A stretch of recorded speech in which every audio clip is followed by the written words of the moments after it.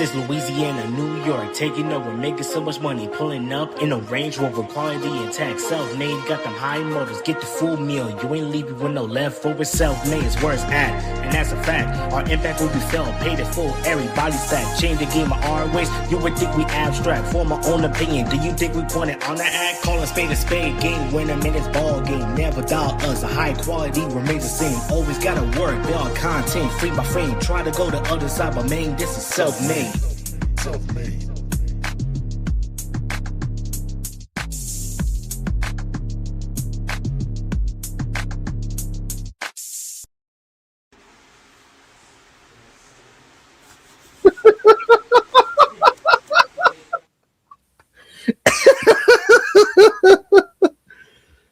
Ladies and gentlemen, welcome to Self-Made Sessions.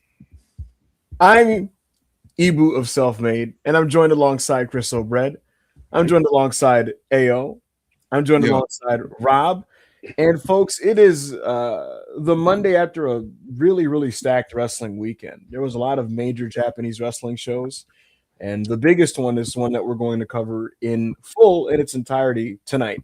Because, folks, it's the Monday after Wrestle Kingdom 20. Hiroshi Tanahashi, New Japan's greatest wrestler, the Ace, has retired, and we will be talking about the Ace, his last match, the show surrounding him, but we will also get into the week ahead. And this week, there are some notable WWE shows featuring world title matches that we will be talking about because, folks, tonight, I have news on some upcoming main event directions for WWE, some WrestleMania stuff, an anecdote here or there, an incoming return that's expected, and maybe even a title change this week. I promise title change. Now, I promise you all that I will put a spoiler warning before we get to any of that. But this will be a fun show. I'm excited to get into it with everybody, and I'm joined, like I said, by all the guys. If you guys have any questions you'd like to ask, feel free to send a super chat, and I'll do my best to answer with complete forward detail as I can. Get those in now. Get those in early because once we're rolling with the reviews, that's what we're going to be focusing on. So if you have any questions, feel free to ask. I've had extensive conversations with people in numerous promotions over the last 24 hours. So I'll probably have a number of answers for your questions. Like the video if you haven't liked already. If you're not subscribed to Self-Made, please subscribe to Self-Made. And while you guys are getting situated with all of that, I'm going to immediately toss it over to Rob. Rob, talk to me, man. How you feeling on this Monday? I'm feeling great. Another episode of Self-Made Sessions is after the holiday season and Wrestle Kingdom. While the entire, I personally feel that the entire show wasn't the best show in the world. I personally love the main event. I love the way Hiroshi Tanahashi went out, and I'm excited to talk about that today, and a lot of other things going on in the world of pro wrestling. So. For sure, man. I'm excited for what's to come, and maybe this is just Stockholm syndrome. There's just something about New Japan, man. Even when it does stupid, dumb, bad shit, they do enough to get you on the hook again, you know? And coming off of how Wrestle Kingdom was closed in the last hour and a half, as well as some of the developments on New Year's Dash, I'm back, nigga. I'm back again. Yo, we don't want you on this side, gang. I'm back, nigga. We don't want you, bro. We don't want you on. Yo, I speak for all of Suji FC, Linemark FC, Nihon FC, gang. We don't want you, bro. Go watch Raw. Go watch Raw. Go watch Raw. Back, nigga. All right, bro. How we doing, Ayo? Talk to me. I'm doing great, my nigga. I'm doing great. My guy, Yoda Suji, who I've been telling you since what? 2022? Viciously out meeting Yuya Uemura, Bumya Uemura, Joe Hendry's young boy. I told you he was the next Ace. I told you he would carry New Japan into the future. I told you he was a superstar. And you was like, I don't know, man. I don't know. I really like Arm Drag Boy. My nigga, we was in York Hall doing shooting star presses. I don't know if it was York Hall. That's just the only Brit Res venue I know. We was wrestling Chipper McDickerson, the third, fucking buttertooth Brit bastard wearing a monk robe, and I still knew. I looked at that nigga, and I said, "This is the future of New Japan." and he came back, and there was some trials and tribulations. You know, we probably should have went over Sonata immediately, but we didn't. There was some ups, there was some downs, but we have ascended. We have climbed the mountaintop. We have beaten one of the best wrestlers in the world in Konosuke Takeshita. We have won the IWGP World Heavyweight title. And then we vaulted that bitch, nigga. We vaulted it. And now we're the IWGP Global Heavyweight Champion and the IWGP Heavyweight Champion. Ain't no world, nigga. Ain't no world. We're the IWGP Heavyweight Champion. Unvaulted V4. You seen how he stopped the announcer? The announcer said, Saber. And he said, no. Watch out. And he took that robe off like the godly motherfucker he is. And he showed off V4 in all of his glory. And you know what? And you know what Yuya was doing in the back? What was he doing in the back? Crying, nigga. Crying because he knew he would just never out meet a nigga with so much fucking length and girth and snap.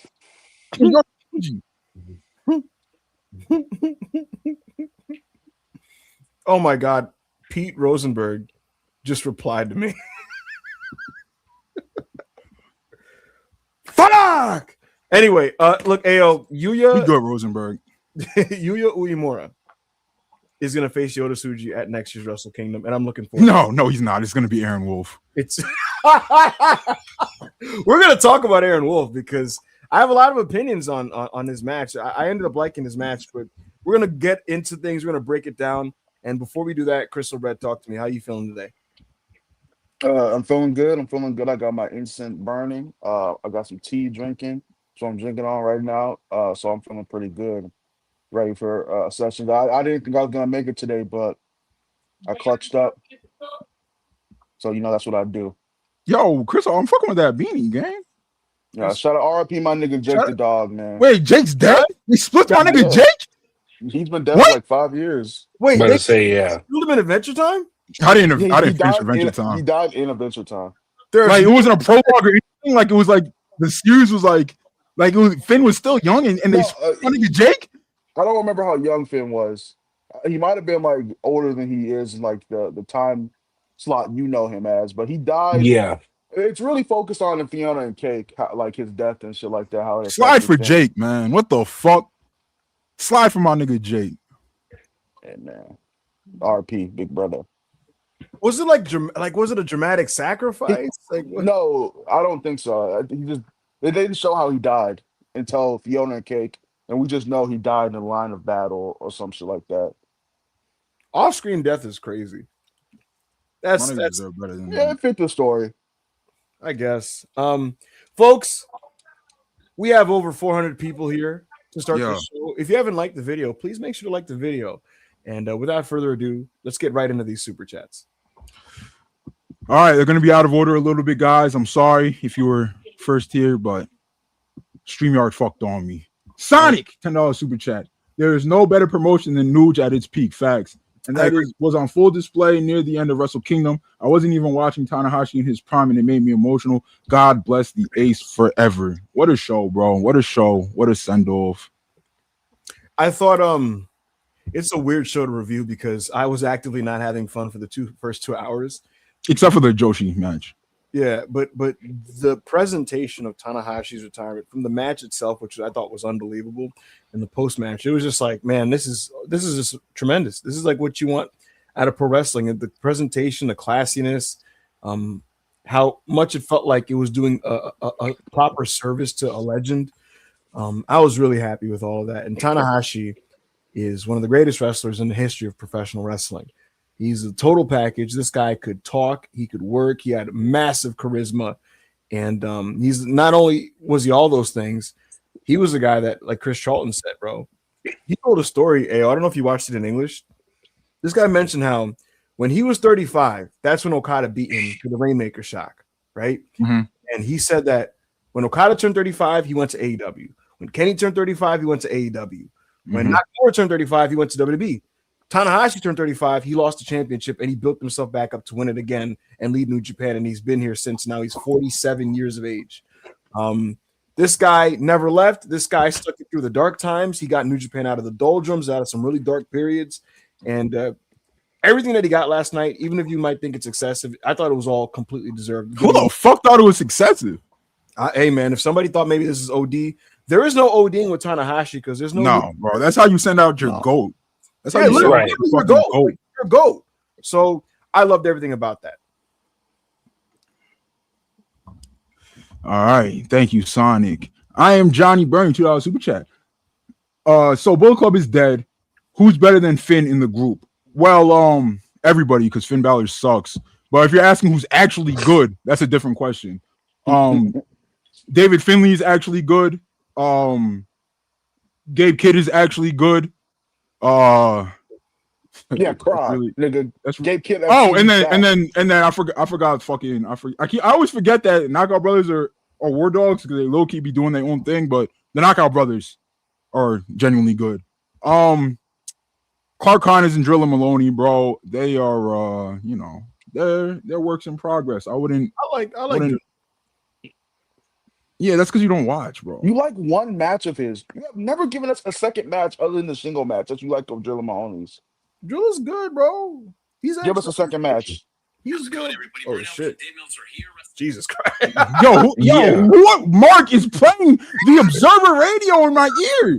Yes, I know it was Ebu. I know it was this fucking bot This is nigga's a on bot. a podcast. His fucking bot is on his own podcast playing another podcast. Yo, you're a fucking nigga, that was bot. you.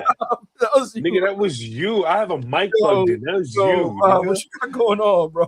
Close the other time. Yo, nigga, your mic was genuinely a moving. disgusting guy. You're genuinely a disgusting guy.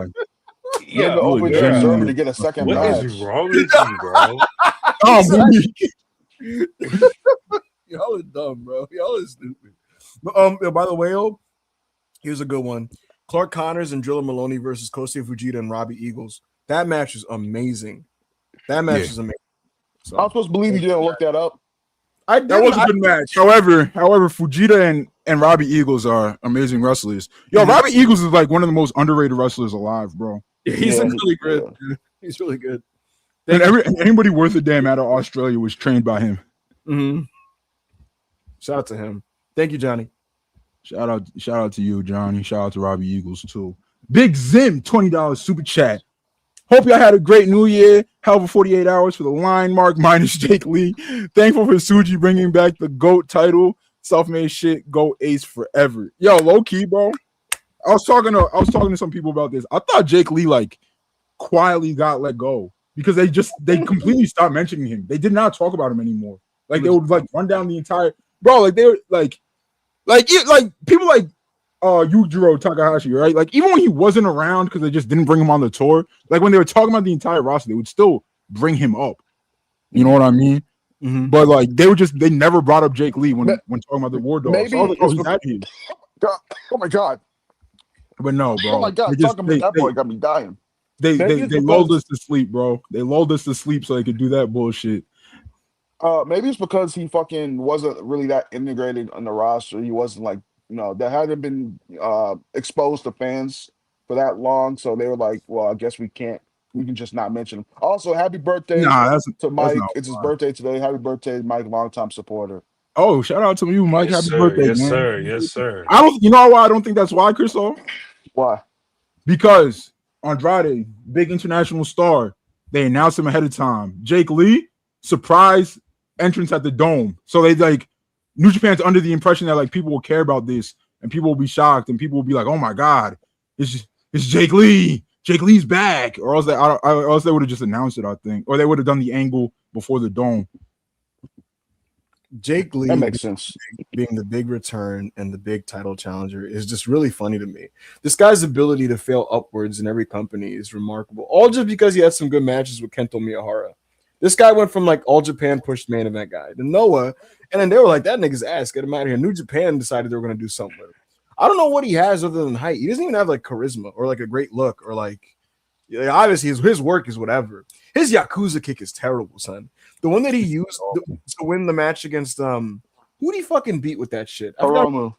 Yeah, he kicks Hiromu. He runs. Go ahead, Rob. he kicked Hiromu. I didn't even realize he kicked Hiromu. And I looked up and I was just like, wait, what the fuck? And the match just over. And I was just like, all right, bro. Like He comes off like he's on like a sedative, bro.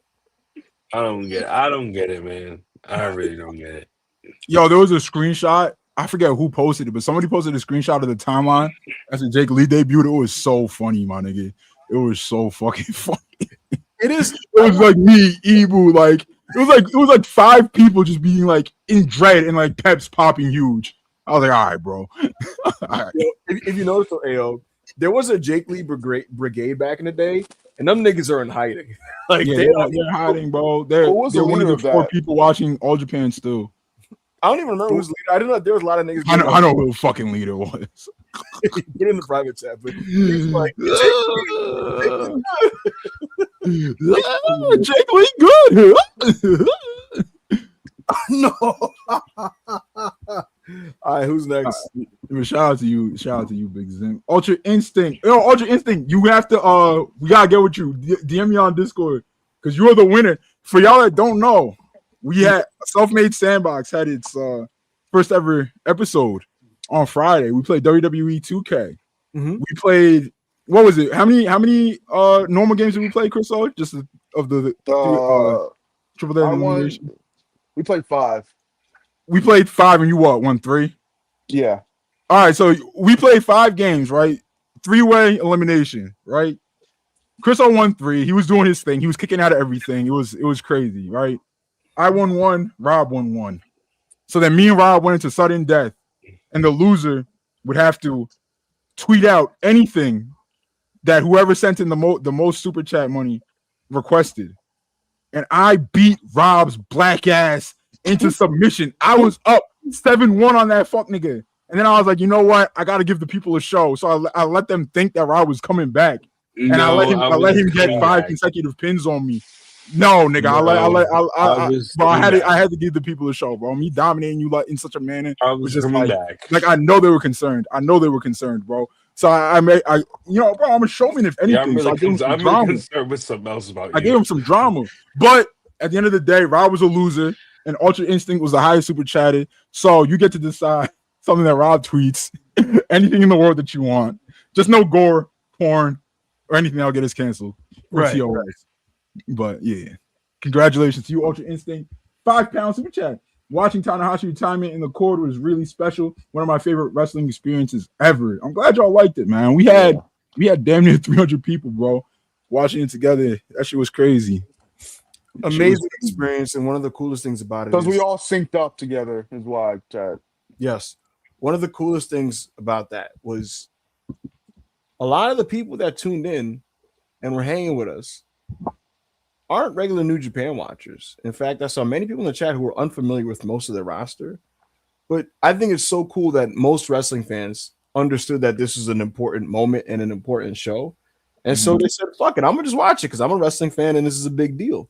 And I think we need more of that in the space and in the community rather than people just being like, I don't really watch shit unless it got something to do with WWE. I'm not gonna watch shit unless it got something to do with AEW. Like, to me, it's like, if you're a wrestling fan, bro, you should tap into shit that's just big time. It's important no matter where it is. So I thought that was all really, really cool.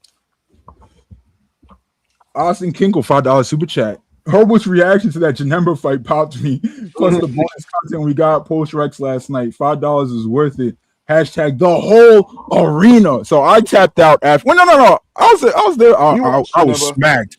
But no, I was there for Janemba. What we do after that? Because I think I was there for some of it. We fucked around and just we're talking. Like, we were basically just potting after that. And then I think you left about 20 minutes after that. And then out of nowhere, AO, like, it was unintentional. We ended up doing like a 2-hour pod, me and Joe just talking about wrestling and shit. And we were just like venting about like fans and stuff like that. It was pretty funny. But niggas got a free pod. And then when Joe left, I was just playing The Office for a little bit. And then and yeah, so I pretty much streamed in there all night. And I was saying, bro, like, listen, bro, I'm not even trying to toot my own horn. I think this is you get your bang for your buck if you pay $5 to get in that Discord, bro. Yo, there's nowhere else in this space that you get more content for $5. It's a lot of content, bro. It's a lot of fucking content, bro. It's a lot of content. That's why Tyrese Halliburton is a sub. Yeah. Hey. There you go. We still gotta clip that. We still gotta clip him like putting us over huge and post that shit. Cade, Cade's fired, bro. I'm going on Fiverr. When did you? I am Johnny Burney, $5 super chat. Real talk. Shout out to all the Venezuelans or Hispanics. You are all resilient and sorry for how hateful and dangerous this country is to you all. Facts. I'm not gonna pretend like I'm super knowledgeable on the situation going on in Venezuela right now. I definitely need to read up on that, but I am knowledgeable about how the U.S. government loves to overthrow leaders and install our own and steal natural resources. Yes, to take resources. It has big Iraq energy, bro. It has big Iraq energy. Especially in South America, especially in the Middle East, and now they're trying to get my people in Nigeria too. It's extremely scary. America is an extremely evil country. Prayers to Venezuela. Prayers to Venezuela.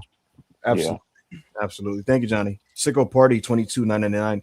Self-made forever. I still believe that the knockout cover, I guess he means brothers, will show up in WWE once David's contract is up at the end of January. It's got some Jeff Cobb shit to it. Drilla already a free agent, so I mean, look, at the end of the day, wrestlers are workers, so who the fuck knows? I obviously personally would prefer that to not happen because those guys are really talented, and I think New Japan could use the momentum with those guys. But, like, I'm not going to rule out anything, bro, because, again, these guys are workers, but there's really no way of knowing. You know, we can only go off what they said, and I know last year Jeff Cobb did the whole thing, but I will say last year, AO, if you remember, when Jeff Cobb did that shit, nobody believed him. You know what I mean? And I want to remind people, Jeff Cobb did that when it was reported he had signed to WWE. He was signed and in the internal roster. We reported that the Knockout Brothers got contract offers. We never reported they signed. We never reported they were leaving. Just want to make that perfectly clear. And again, like two different situations. 100%. But like, look, would it blow my mind if next thing you know, those guys, the Knockout Brothers, did go to the Fed and they were just bullshitting? No, because I'm a wrestling fan and I've been through this song and dance. I just know the game. But at the same time, it's like all we can go off of is what they're saying publicly. And like AO just claimed, there has been no reports from any outlets, not even ours, that a signing was made because the signing was not made. An offer was made. People get offers all the time. David Finley, here's a little anecdote for folks. He expects to, if it hasn't already happened, this was as of last week, he expects to get a noteworthy offer from an American promotion this time around. So there you go. I'm gonna miss you, Finley. Enjoy your retirement. Muso Khan, 10-pound super chat. The king of sports, the lion roars. Yudo Ice's promo post New Year Dash had me running through a brick wall. Get that wrestling high, smash chicks, make money. This is what we do. Bomba clocked. Bomba clock. I have not been able to watch New Year Dash now, guys. I had work this morning, so I had to have a normal sleep schedule, and then I just didn't have time to watch New Year's Dash yet. I heard the tag match was fucking awesome. I can't wait to watch. I'm probably gonna watch it right after this because the fuck else am I gonna watch? Now there's no Monday Night Football. I'm not watching Raw. So I heard that I saw that they did like this Andrade Gabe Kidd like brawl angle deal. Yeah. Bro, listen. They're having a match. They announced a match too. New beginning, and it's for the number one contendership of the number one contender. Shit! Oh shit! I gotta play with my pussy right quick. Shit. What the fuck? No, you don't just get to no sell that. Why are you looking at us like this, bro? You don't just no sell that. Throw him on the screen. You say? No, I said that's gonna be like, Gabe Kidd, as a fan of Gabe Kidd, throughout his, when people went through their whole hate brigade on Gabe Kidd, I'm just glad that people are saying, no, this guy can wrestle, when he's focused. That's not what you said. Yeah. It's not. Yeah, I'm about to say.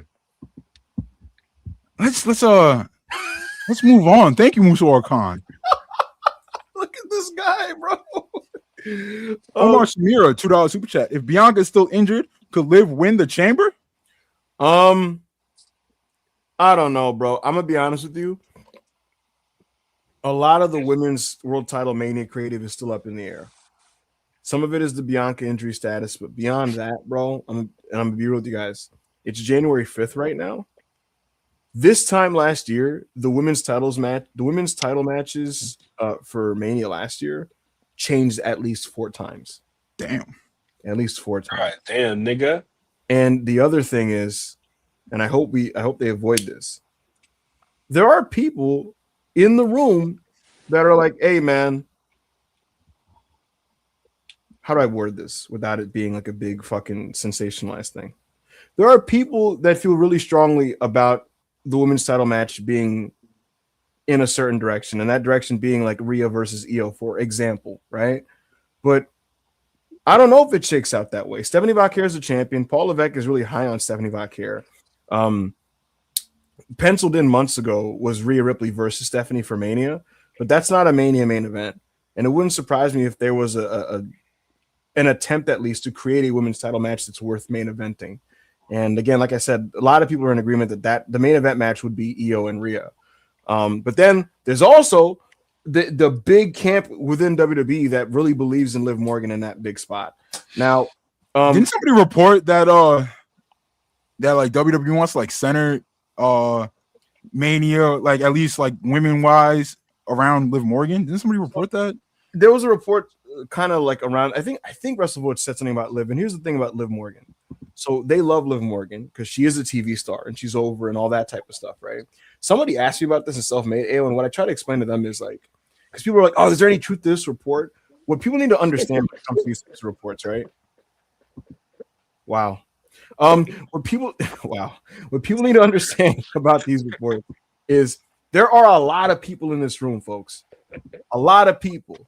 Ed Koskey, Michael Hayes, Paul Heyman, Rob Fee, Ryan Ward, Alexandria, fucking Shane Helms, Regal, Bruce, Road Dogg, so on and so forth, right? It's not uniform in terms of opinions. There are plenty of people that feel like Liv Morgan should be the focus of Mania. And so if that leaks, it's not like a lie, but that doesn't automatically mean that's the direction either. When you read those reports about WWE officials, my nigga, there's like 20 officials. Yeah, there's a million officials, bro. Yes. Like, bro, like I'm not saying anybody's lying, but when somebody's like WWE officials are high on Turd McFerguson, all right, bro, there's like 20 WWE officials. Maybe 5 of them are high on them, or high on Turd McFerguson. Maybe 15 of them think she's a drizzling fucking shits too.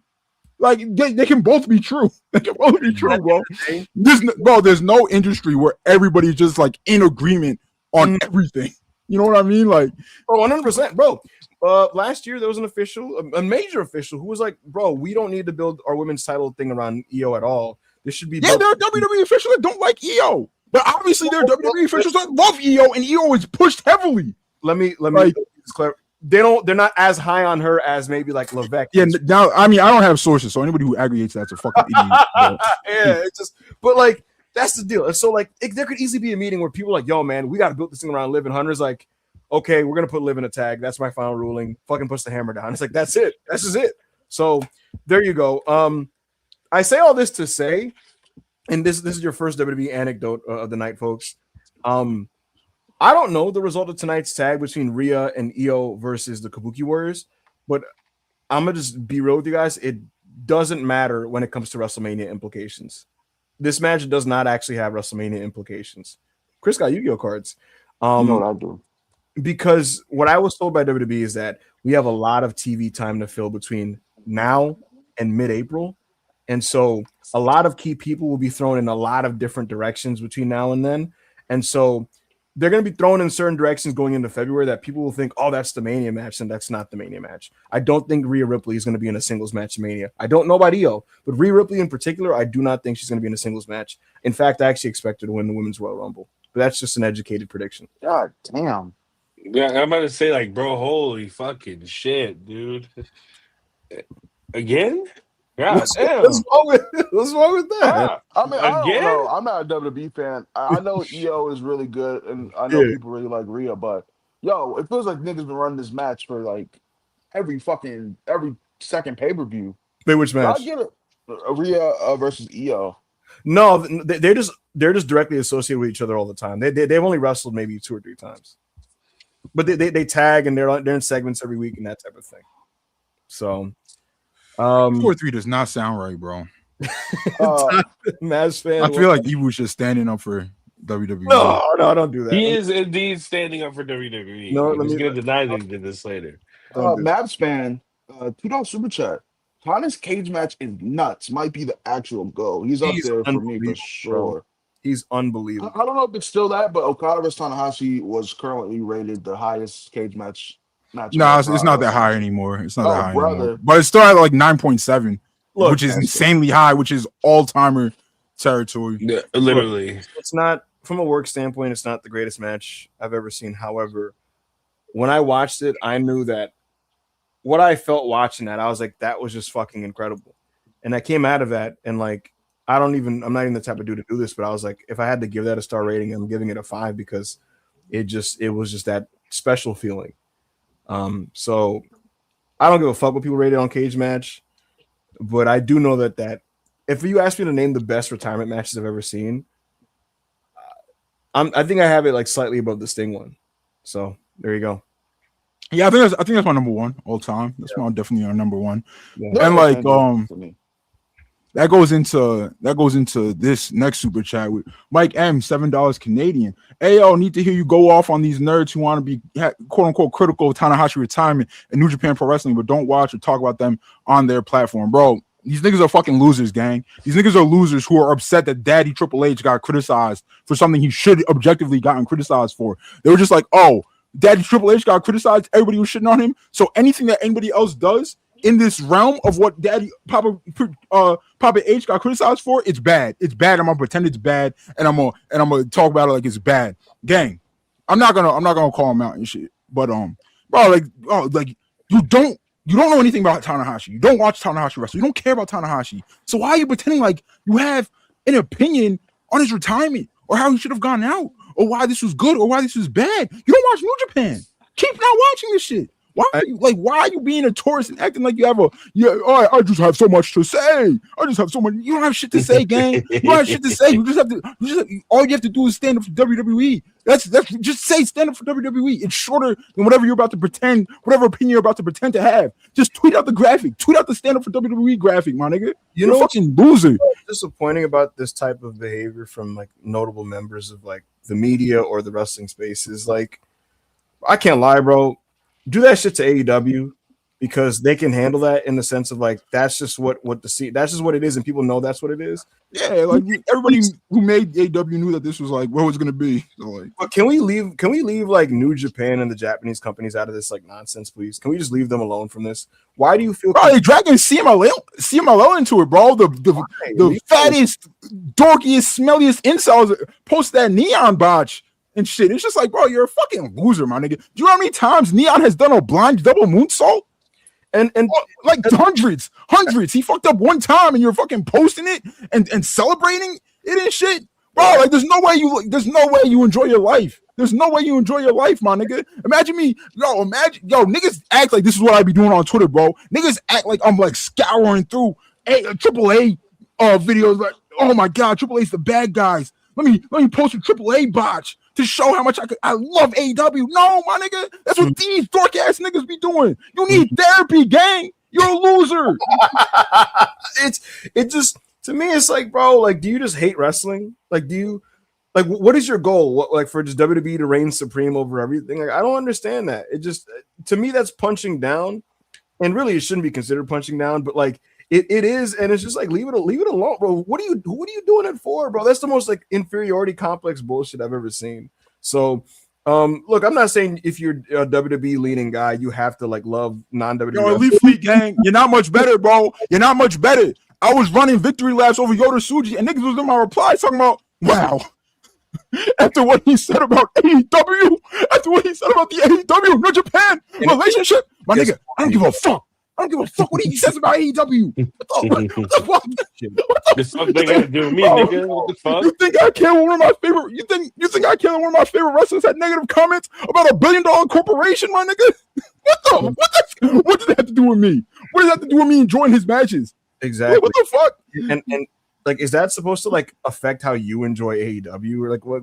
Yeah, bro. Like, it doesn't change my opinion on AEW, New Japan, or Yoda Tsuji, bro. He's allowed to have his own opinions. He's a grown man, gang. He's a grown man with opinions. I don't give a fuck. It has nothing to do with me. And if anything, it makes whatever he's doing at Forbidden Door season a lot more interesting because you mentally ill crybaby ass niggas.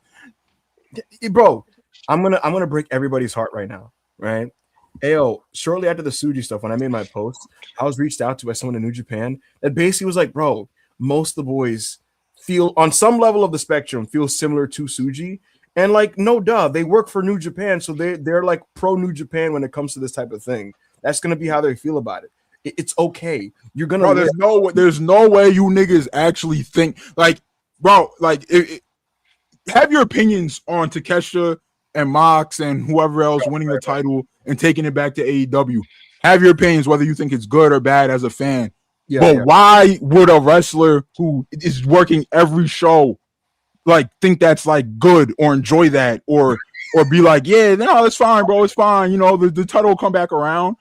Like, obviously they hate it, bro. Obviously they don't like that shit. Like, what the fuck? What do you think? What opinion do you think they're gonna have on it? It blows my mind. It just blows. Well, they should be grateful because the American company is giving them exposure. It's exposure, and every partnership should be. Bro, you niggas sound like drones, bro. You niggas sound like fucking drones. Dude, oh, by the way, wrestlers really hate it when y'all post it like that. Like they like see those types of posts and they're just like, yo, like go fuck yourself. Like, well, actually, Yota Tsuji is an ungrateful brat who doesn't deserve any success in wrestling. It's the worst was when people were posting like the pictures of Tsuji hanging out with the WWE guys in the back. Like, he's on there. Yo, who cares, nigga? Bro. And if you ask me, right, I think the AEW New Japan relationship does benefit New Japan. I understand why a wrestler would be frustrated though. Yeah. Also, every single person, every single gaijin who has left New Japan to go to AEW was leaving no matter what. Nobody was Lord that would have stayed in New Japan. They would have went to WWE if AEW didn't exist. They were all leaving. They were all leaving, gang. Ospreay and Okada would have just went to WWE. They would have just went to WWE, bro, if there was no AEW. The Elite would have just went to WWE. Yeah. Right. So it's and the last thing I'll say on this is just you can as a fan understand the business reasons why something is the way it is. But wrestlers are not going to have that perspective because it's like that's just not how they're going to look at things, you know. So it's just really grating to be the guy and like these niggas replies that are being like, well, you should be grateful because from a business standpoint, blah, blah, blah, blah, blah, blah, blah. Like a man, it's no different than like a WWE wrestler being like, yo, I hate that I'm not on these PLEs, and they're like, well, from a business standpoint, you know, they save money on the roster talent budget when they only do 5 matches. It's like, I don't give a fuck, bro. Just get out of my replies. You know, so yeah, bro, I want to get paid, bro. Leave me alone. Get out of my replies. So it is what it is. Thank you, Mike M, for giving us the platform to speak on that. Combs Sean, $9.99. Watching Aaron Wolf reminded me of Joe Holberg. So then I thought about y'all. Ayo, Obafemi. Stokely. No. Big Stoke is taller, swoller, and has more aura than Ibu. That's not correct in any way. It's all correct. It's all correct. Shout out to Stoke. By no stretch of the imagination. He's taller, swoller, more aura. Better beard. That's not true. Chris and Rob, AOP. More hair, too. You have a fucking toupee. Offers of Pain. Don't call me Elders of Pain, nigga. Yo, what is, New Day. He wrote also New Day, and then he said, me, French Montana, and I don't know. Who do y'all think they remind you of? Chris and Rob? I don't even know, bro. They're both. They the Brothers of Destruction. No, I don't want to be a conservative. Chris is oh wait, they did. They was throwing around the hard R. They did, and then someone said Pretty Deadly. Yo, who said that? Yo, Pretty Deadly is crazy. Yo, Butters, I got something for you. I'm that nigga out, Mutz. I'm that nigga out. Who could be Willie Mack and AR Fox? Yeah. I guess. Thank you, Sean. Actually, no, thank you to Sean Combs, but thank you to Combs Sean the parody account. Musawar Khan, $1.99. Sean Combs was so crazy. Saw Ibushi and immediately teared up. Bro, do you realize that like so many niggas that are in New Japan's Internal One poster list pulled up on that show, which is like so awesome to me. Like Kota Ibushi publicly criticized New Japan, criticized how they took him away from his like ailing mother, and accused him of having Yakuza ties. That is like as scorched earth as you can get, and he still walked out there. Oh, people don't play about that Yakuza tie shit in Japan, bro. Like if you like, that's like if you say that about a business, bro, like you're basically being like, I never want anything to do with you ever again. Like it's not just something that people like wash their hands of and being like, like it's that's a very serious accusation. But when you're a nigga like the Golden Star, you go wherever you want. You say whatever you want. You say a niggas in the Yakuza's pockets, and guess what? You're gonna walk around Tokyo untouched. The Yakuza know better than to run down on the Golden Star, nigga. They're not trying to catch and shoot Phoenix Splash. Yo, What the fuck are you talking about? when you win 2 G1s, you can do whatever you want in Japan, nigga. Just Real whatever you talk. want. Real Talk. makes a good point, bro. They don't play about that Yakuza allegation shit. Pride literally was just like, as a promotion, was just gone once that. Yeah, came out. yeah. Once that shit was like started floating around, bro, Pride was out of here. Almost killed Noah. Yeah, that's true, Yeah. bro.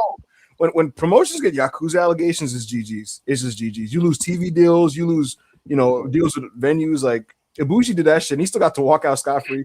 Tanahashi's looking at him like, "Look at you, motherfucker." Bro, I'm not gonna say his name, but I'm not gonna say the guy's name. But there was that one New Japan fan that was fluent in English and enjoyed like translating shit for Western fans, and he was the one who translated that shit. And he was like, the fact that I translated this shit, I am no longer safe. And he does not talk about wrestling anymore. Oh my god. He just does not talk about wrestling anymore, gang. Like he's just I'm not even sure if he's still on the internet. Yo, that is Yo, hell nah. Hell nah. Oh, like that's like this shit is not a joke, bro. Like I was like, "What are you doing?" I was like, "Yo, what? I'm like, you better change your name, gang."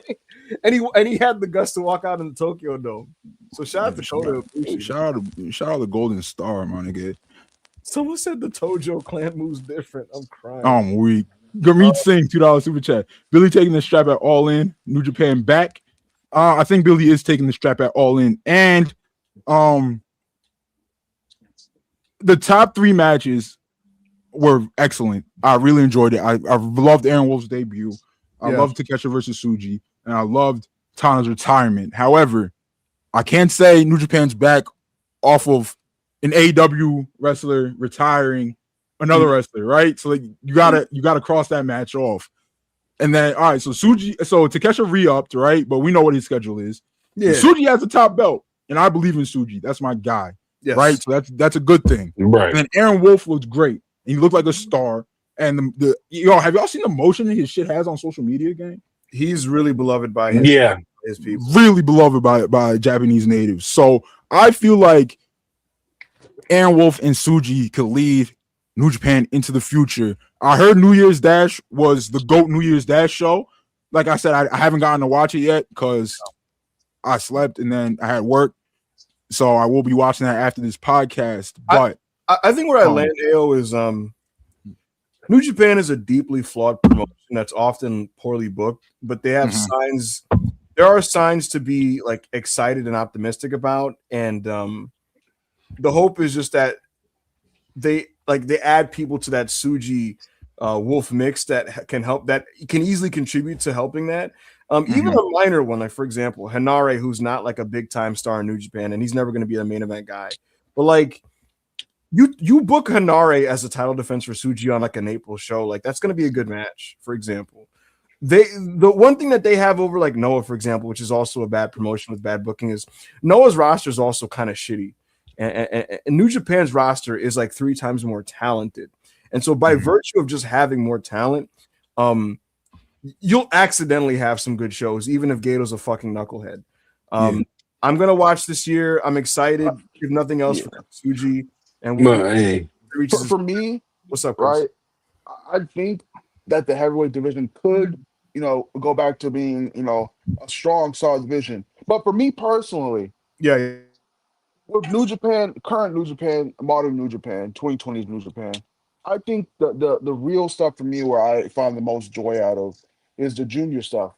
And by the looks of it, that shit is never gonna be good again. El Desperado is gonna win that belt again. Man. We're gonna talk. El Desperado is a shoe terrorist, bro. He is a shoe terrorist. Yeah, we're gonna get into that. Oh my god, dude! So people don't understand our issues with El Desperado, right? Yeah, is he an all-time great junior heavyweight worker? Yes, you can't take that away from him. Yes. However, he has segregated the junior heavyweight belt. First of all, he's like a fucking 17-time champion. because of politicking. He's a 17-time champion. But in this last reign, he segregated the junior heavyweight belt from the major New Japan shows just so he could main event Hurricanes the night before these major New Japan shows. So now the junior singles scene is seen as an afterthought, not even just the junior singles scene, because it's like the entire junior heavyweight roster that are on these Hurricane shows. So now Gato's just like, oh, so I don't even have to worry about these niggas now. Yep. I don't have to worry about these niggas. So they just do their own thing in the Despy verse, right? And then I was like, okay, guys, it's gonna be all worth it. It's gonna be all worth it because Kosei Fujita won Best of Super Junior, and he's gonna beat Despy, and he's gonna become the youngest junior heavyweight champion of all time. No, Despy delayed the match. Why he delayed the match? Because he wanted to wrestle Jun Kasai. I'm sorry. Yeah, he wanted to wrestle Jun Kasai for the belt. Jun Kasai is not a New Japan wrestler, right? But it's like, okay, so Kosei Fujita is not going to become the youngest junior heavyweight champion of all time. At least a new guy is going to be made, and Kosei will win the belt. No, Despy wins. What the fuck? So then Despy wins, and then some more time passes. Doki comes back. Oh, we all love Doki. Doki's a good wrestler. Doki became better, clawed his way to the top of the division. He came back, won the belt back. No, he came back and joined House of Torture and then won the belt back. So it's just like, all right, so you made something that people like extremely off-putting. And then here comes Wrestle Kingdom. The belt's not even on the fucking show. It's a number one contenders match. A number one contenders match. Don't even defend the belts on the show. It's like, okay, well, they're not going to defend the belts on the show, but at least Kosei Fujita is going to get a big win on the biggest stage in front of 50,000 people. No, he doesn't. El Desperado wins. Masawato, another person who was a star, had all the momentum in the world, and another person who we thought was going to move the division forward past the Despy and Hiromu era, wasn't even in the match. That match sucked, dude. It was like 7 minutes. And the match was terrible. Bro, yeah. It went 7 minutes, and 3 of those 7 minutes were like interferences. I just don't get it, bro. I don't get when this whole Despy needs to go to AEW this year. No, gang, he's not invited. No, we're good. We're good. Yeah. Join Judgment Day. Honestly, he feels like a guy that like he should be a Noah nigga, bro. He should go to Noah. Genuinely. He should go to Noah. Hey, man, Noah genuinely let you do it. Hey, Noah let you come in that bitch and do whatever you want, nigga. Yeah, bro. He'll get his shit off. He let you. Shit. Bro, Despy is a terrorist, bro. Big Fat Orange Cat, $4.99. Never watched Dragon Ball Z before, so yesterday's Matrex was my first time. Very cool to experience that with y'all. Hitler being in was crazy. This is in reference, folks, to the Fusion Reborn movie where the gates to hell were opened up and a bunch of people came out of hell, including a rendering of a character that looked very similar to Hitler. And he fought. No, he was Hitler in canon. They called him Hitler in the sub. Yeah. That is a hilarious first experience of Dragon Ball for anybody. But that movie's a lot of fun, and I love the Goku and Vegeta interplay. And I forgot how great the voice acting was in that movie. Chris Sapp and Sean Semmel did a great job. So we have a great time in the Discord, man. I love hanging in there with you guys. And Matrex this month, folks, if you haven't seen it already, we've opened it up, man. You could recommend wrestling matches. You could recommend sports quarters of play. You can recommend shoot fights like boxing or MMA. You can recommend. You can recommend literally anything you want, up to 40 minutes. Album review, anything, bro. No porn. No porn, no gore. Yes, no porn. Unless it's like a Saw movie, but like no shoot gore. Right. Thank you, Big Fat Orange Cat. Gurmeet Singh, $199. Thoughts on AEW 2026? Good, bad, or mid? So it's gonna depend on. I'm a big believer, and it's gonna depend on how good the main event stuff is. And that's going to depend on how good MJF is. What's a really positive sign is that somebody in the room clearly was like, yo, Kenny Omega, we need you in things that matter because you still matter to our fans. And that's important to me because it made me sick to my stomach to watch Kenny Omega on this show doing things that didn't matter. That's bullshit. It's Kenny Omega. Please don't chat my goat. Yeah, I'm not going to lie. Yo got this. Rob, you shut up too. I'm good. But Kenny being in the main event scene again is going to be awesome. I hope it's the Revolution match because he and AO will be going to that match. Yeah. Yep. I mean, to that show. So, just Kenny being, emphasized again means a lot. Hopefully, he wrestles a lot of single matches. I love the elite in general, but yeah, I want Kenny doing stuff by himself, and I want the Young Bucks doing stuff by themselves. Mhm. So yeah, shout out Kenny, shout out the Young Bucks. We're gonna have a big year, and I'm very optimistic about Max's title run because of all the opponents they set up for him. So yeah. Yep, he's Look, gonna man. go ahead, Ado. Go ahead. Ado. No, go ahead, because I'm gonna just build off what you say. Yeah. Look, Max is gonna work Bandito. He's gonna Yeah. work Kenny. He's gonna work Kingston. Yeah. He may work Hangman Page in a singles program again, and he's gonna work Will Ospreay. And so it's really just a matter of how these things are built. I think a lot of this is also going to depend on how they handle the 5 singles male belts that they have at the moment. Willow Nightingale as the champion of the TBS title, that's a great end of last year, and I'm looking forward to seeing how she does. They got the talent, but they got the I talent. have her main event most dynamites, bro. Yeah, look.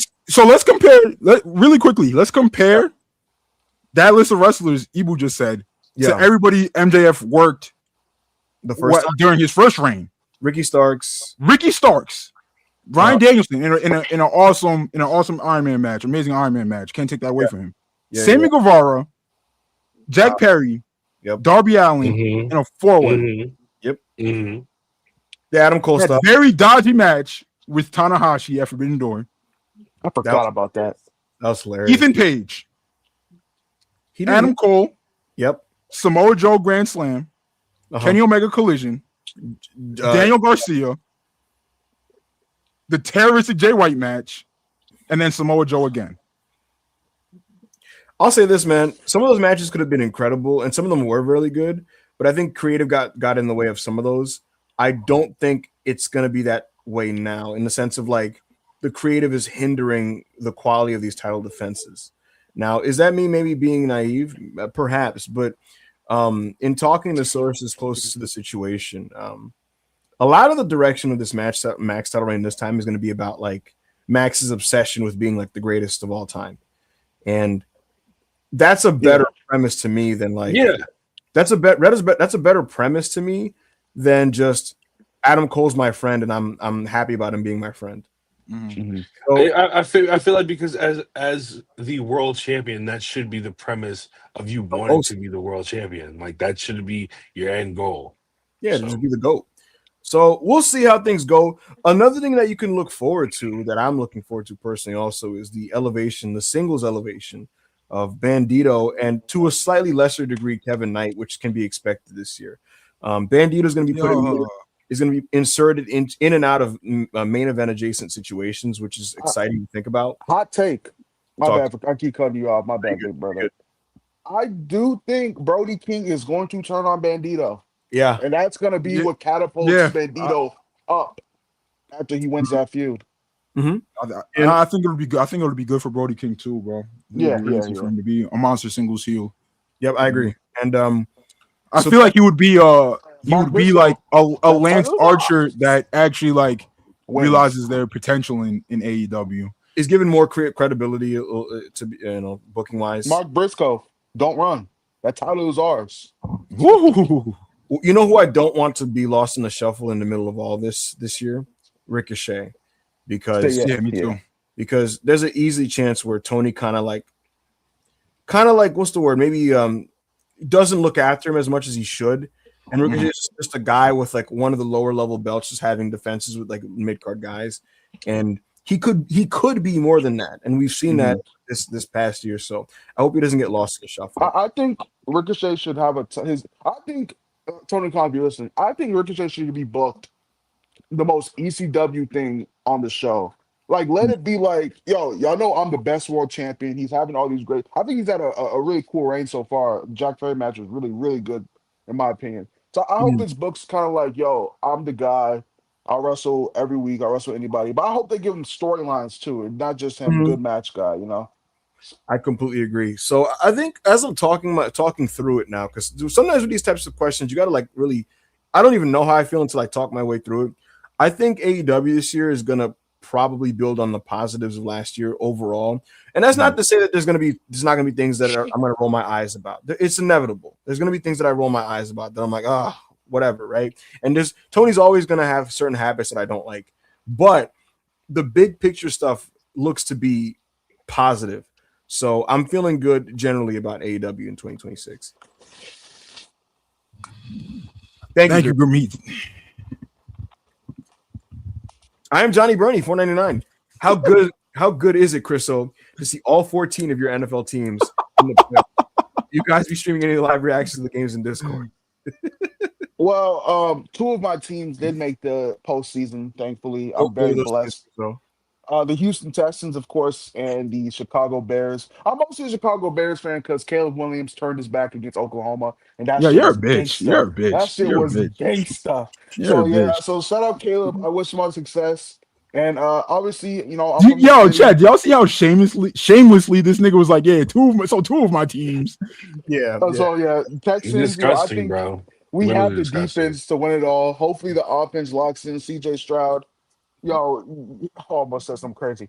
CJ Stroud, I know you can lock in. Do your thing, big brother. Y'all still freeing Pops? that boy got some concerning charges. Wow. Keep that nigga in jail. Charges. Will you guys be streaming any live reactions to the games in Discord, bro? Shout out to Baydoun. He's always hosting reactions where we just react, and I'm in there all the time. 100%. So, folks, we have 593 live viewers, which is tremendous. Everyone's gonna do this.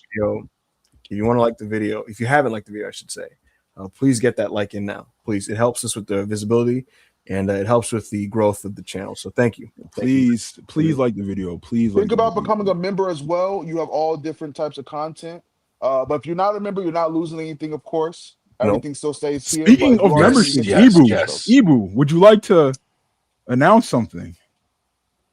Okay, so coming soon to Self-Made on the membership side that we call Capo tier is Backup Hangman Radio.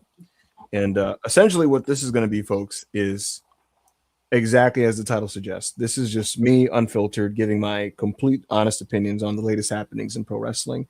What will make this different from like the normal kind of podcast output that we have is this will be me getting a little more detailed on certain things, whether it be matches or the nitty gritty on creative and things like that.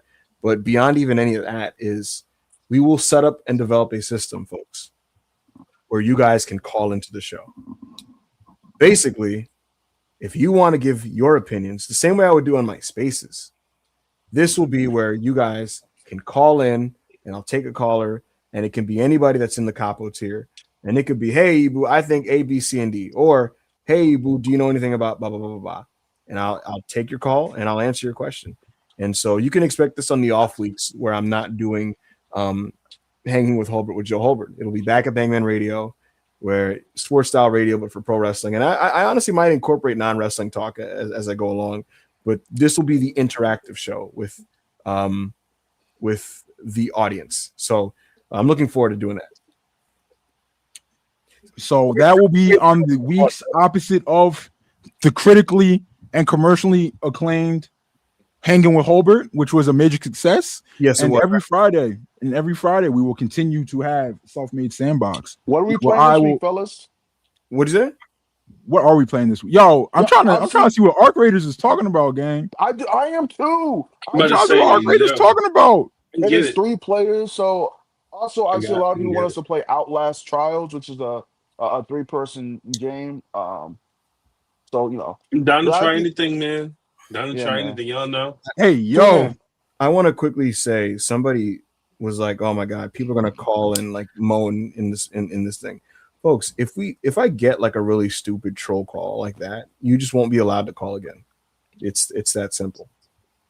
So there you go. Jake does memes, $4.99. I never thought seeing 2 men in their mid-40s chopping each other before embracing would make me weep. The power of pro wrestling, I guess.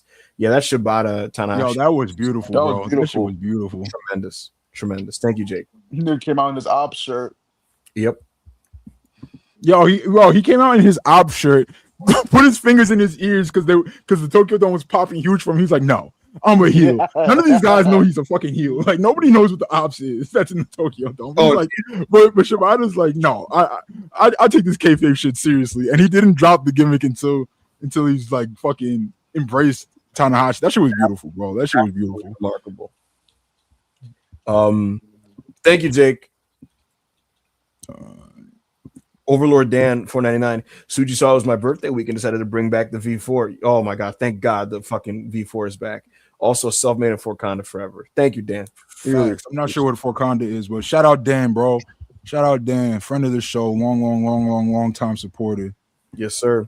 Gurmeet Singh 199. Jags need to win a Super Bowl so TK can rock 2026. Hopefully. I low-key think they have a pretty good chance. Bro, there's no like top team in the NFL, bro. There's no oh my god, who's gonna there's a lot of parity this year, son. There's a lot of parity. I really feel like 75% of the teams in the playoffs have more like 60. I feel like 60% of the teams in the playoffs have a real chance of being Super Bowl champions. Where if they won, it wouldn't surprise you. I want to quickly offer condolences to Ravens fans. Just want to toss it out there. Yo, that was crazy. I want to offer condolences. Bro, I had money on that game too, but I cashed out. Because I was like, I don't know, bro. I don't know. But I made a little bit of bread. Thank you, Grimmy. Yo, there was a crazy hashtag going around last night. I'm not gonna say what it was, but Ryan Corley, $2 super chat. Trick looked like a star in Sammy Rumble Hope alive. Okay, so this is what I will say about this. I'll give you guys this right now.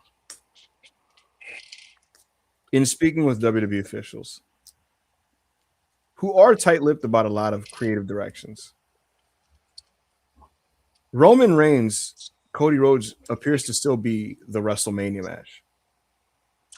How that affects Sami Zayn, I don't know.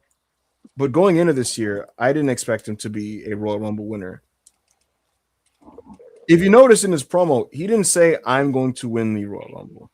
And I wonder if that was him being like, yo, Hunter, you can't kill my credibility. I'm not going to say shit that's not going to happen. So what he said in the promo was, I'm going to win the title this year. That's very specific wording. It's not, I'm going to win the Rumble and go to WrestleMania and da-da-da. So perhaps maybe they go back to Roman Sammy in the spring or something along those lines. I don't know. I don't think he's going to win the Rumble personally. If you ask me, gut feeling right now, gun to my head, who's winning the Rumble, I'd say Roman Reigns. Yeah. That's what I would say. Yeah, nigga, the whole arena. The whole arena. It's about time they started showing Roman some respect around here and started giving him his accolades and started letting him win some shit. The whole arena. Yeet. Yeet, yeet, yeet your motherfucking ass yeet. Done with Sammy Hogan. We're done with Sammy Hogan. It's time for Roman. It's Roman. Listen, Sammy, all you had to do, Sammy, was let Chad Gable have his moment. Let him do it for his daughter. I was just about to say, Ayo, is this all Sammy paying for the sins of Mania 40 and the Chad Gable decocking? Is that what? Hey man. Big Bang takes Little Bang. It was all fun and games. When niggas saw Chad Gable swear on his children. I'm not making this up. Yeah, he did. On his children on national television that he would win the IC title. Yes. And then Big Bank took Low Bank. Sam niggas can't be mad when Bigger Bank takes Big Bank. I think I watched that in court with you guys, the gauntlet where Chad went through like everybody in the mid card, and then it was Sammy and Chad, and then like Sammy fucking beats Chad. I think Chad had him in an ankle lock, and Sammy reversed it into a roll up, and me and Chris were like, "Wait, what? Like what? Like what?" I was like, "Yo, this is fucking great." We were like, "Wait, it's not? You mean to tell me this 6-month build is not to Gable and Gunther? Like, wait, what are you talking about?" That was fucking niggas. Yo. Hey Ibu, you can confirm niggas WrestleMania season starts coming around. Niggas is banging on the Booker's door talking about so what am I doing for Mania? Yes. And then they don't hey man. All I know is Chad Gable. I do think he makes the card this year. He is yoked out of his fucking mind. Yo, that video was crazy. Yo, he looks fucking insane. He's tired of people accurately saying that Josh Alexander better. How gas would it be if he came back to collect on Sami's and started suplexing the fucking shit out that nigga? Could you imagine? Yo, if he does the program with Sami, he needs to bring that up. Like, Yeah, not say that like, oh, you politics me out of. Yeah, but just be like, yo, no, like, man, you was supposed to be my moment. yes. My moment. You took that from me, like, something in kayfabe, bro. I'm done with work shoots, bro. It's terrible. Yeah. Every company. Oh, yeah. Please stop doing it. Thankfully, in AEW, it slowed way the fuck down. Like, it's. But. So let's continue on this trend. I want storylines about guys just being motivated to win championships and shit like that. Please. Please. What did your big homie say? He said wrestling is about money, titles, and women. True. That's what he said, bro. Who's his big homie? Who's his big homie? Oh, you know. Leaves Punk's camp. C9. Sorry, you threw me off there. 6.99 Canadian. If the Jags win the Super Bowl, what are the odds that TK has William Lawrence drop the commemorative WWE title in a garbage can at All In, celebrate forever? He won't do that, but I don't. Lawrence, they're not going to do that. They're not. There won't be a commemorative WWE title. Yes. It will be an AEW championship, brother. Yep. Absolutely. That would be hilarious, though. That would be hilarious. Auntie Thatcher. Go ahead, Chris. No, go ahead. LeBron Raymond James is now the number 1 all-time in points and number 2 all-time in assists. Freaking GOAT. LeBron, Kenny Omega, Lewis Hamilton, and Joe Hobart. Those are 4 ethical GOATs, bro. I'm not a big F1 guy. I'm not a big F1 guy, but Hamilton is my GOAT in F1 as well. Shout out Braun, shout out Omega, shout out Hamilton, shout out Hobart. Why LeBron not top 5 in All-Star voting this year? Probably because he's 41 years old. It's fan voting though. Not to probably because he's 41 years old. Kobe was 41 years old and he was the same. Wow. Kobe also had rape charges. Oh shit! Auntie Thatcher, thank you. The super chat money.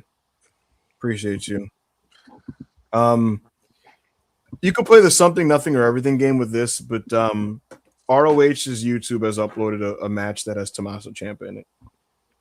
Yeah, but they also uploaded a match. No, I don't know if they uploaded a match, but they also tweeted out Matt Cardona's Hammerstein entrance today, which I don't know why they would do that. Why? Why?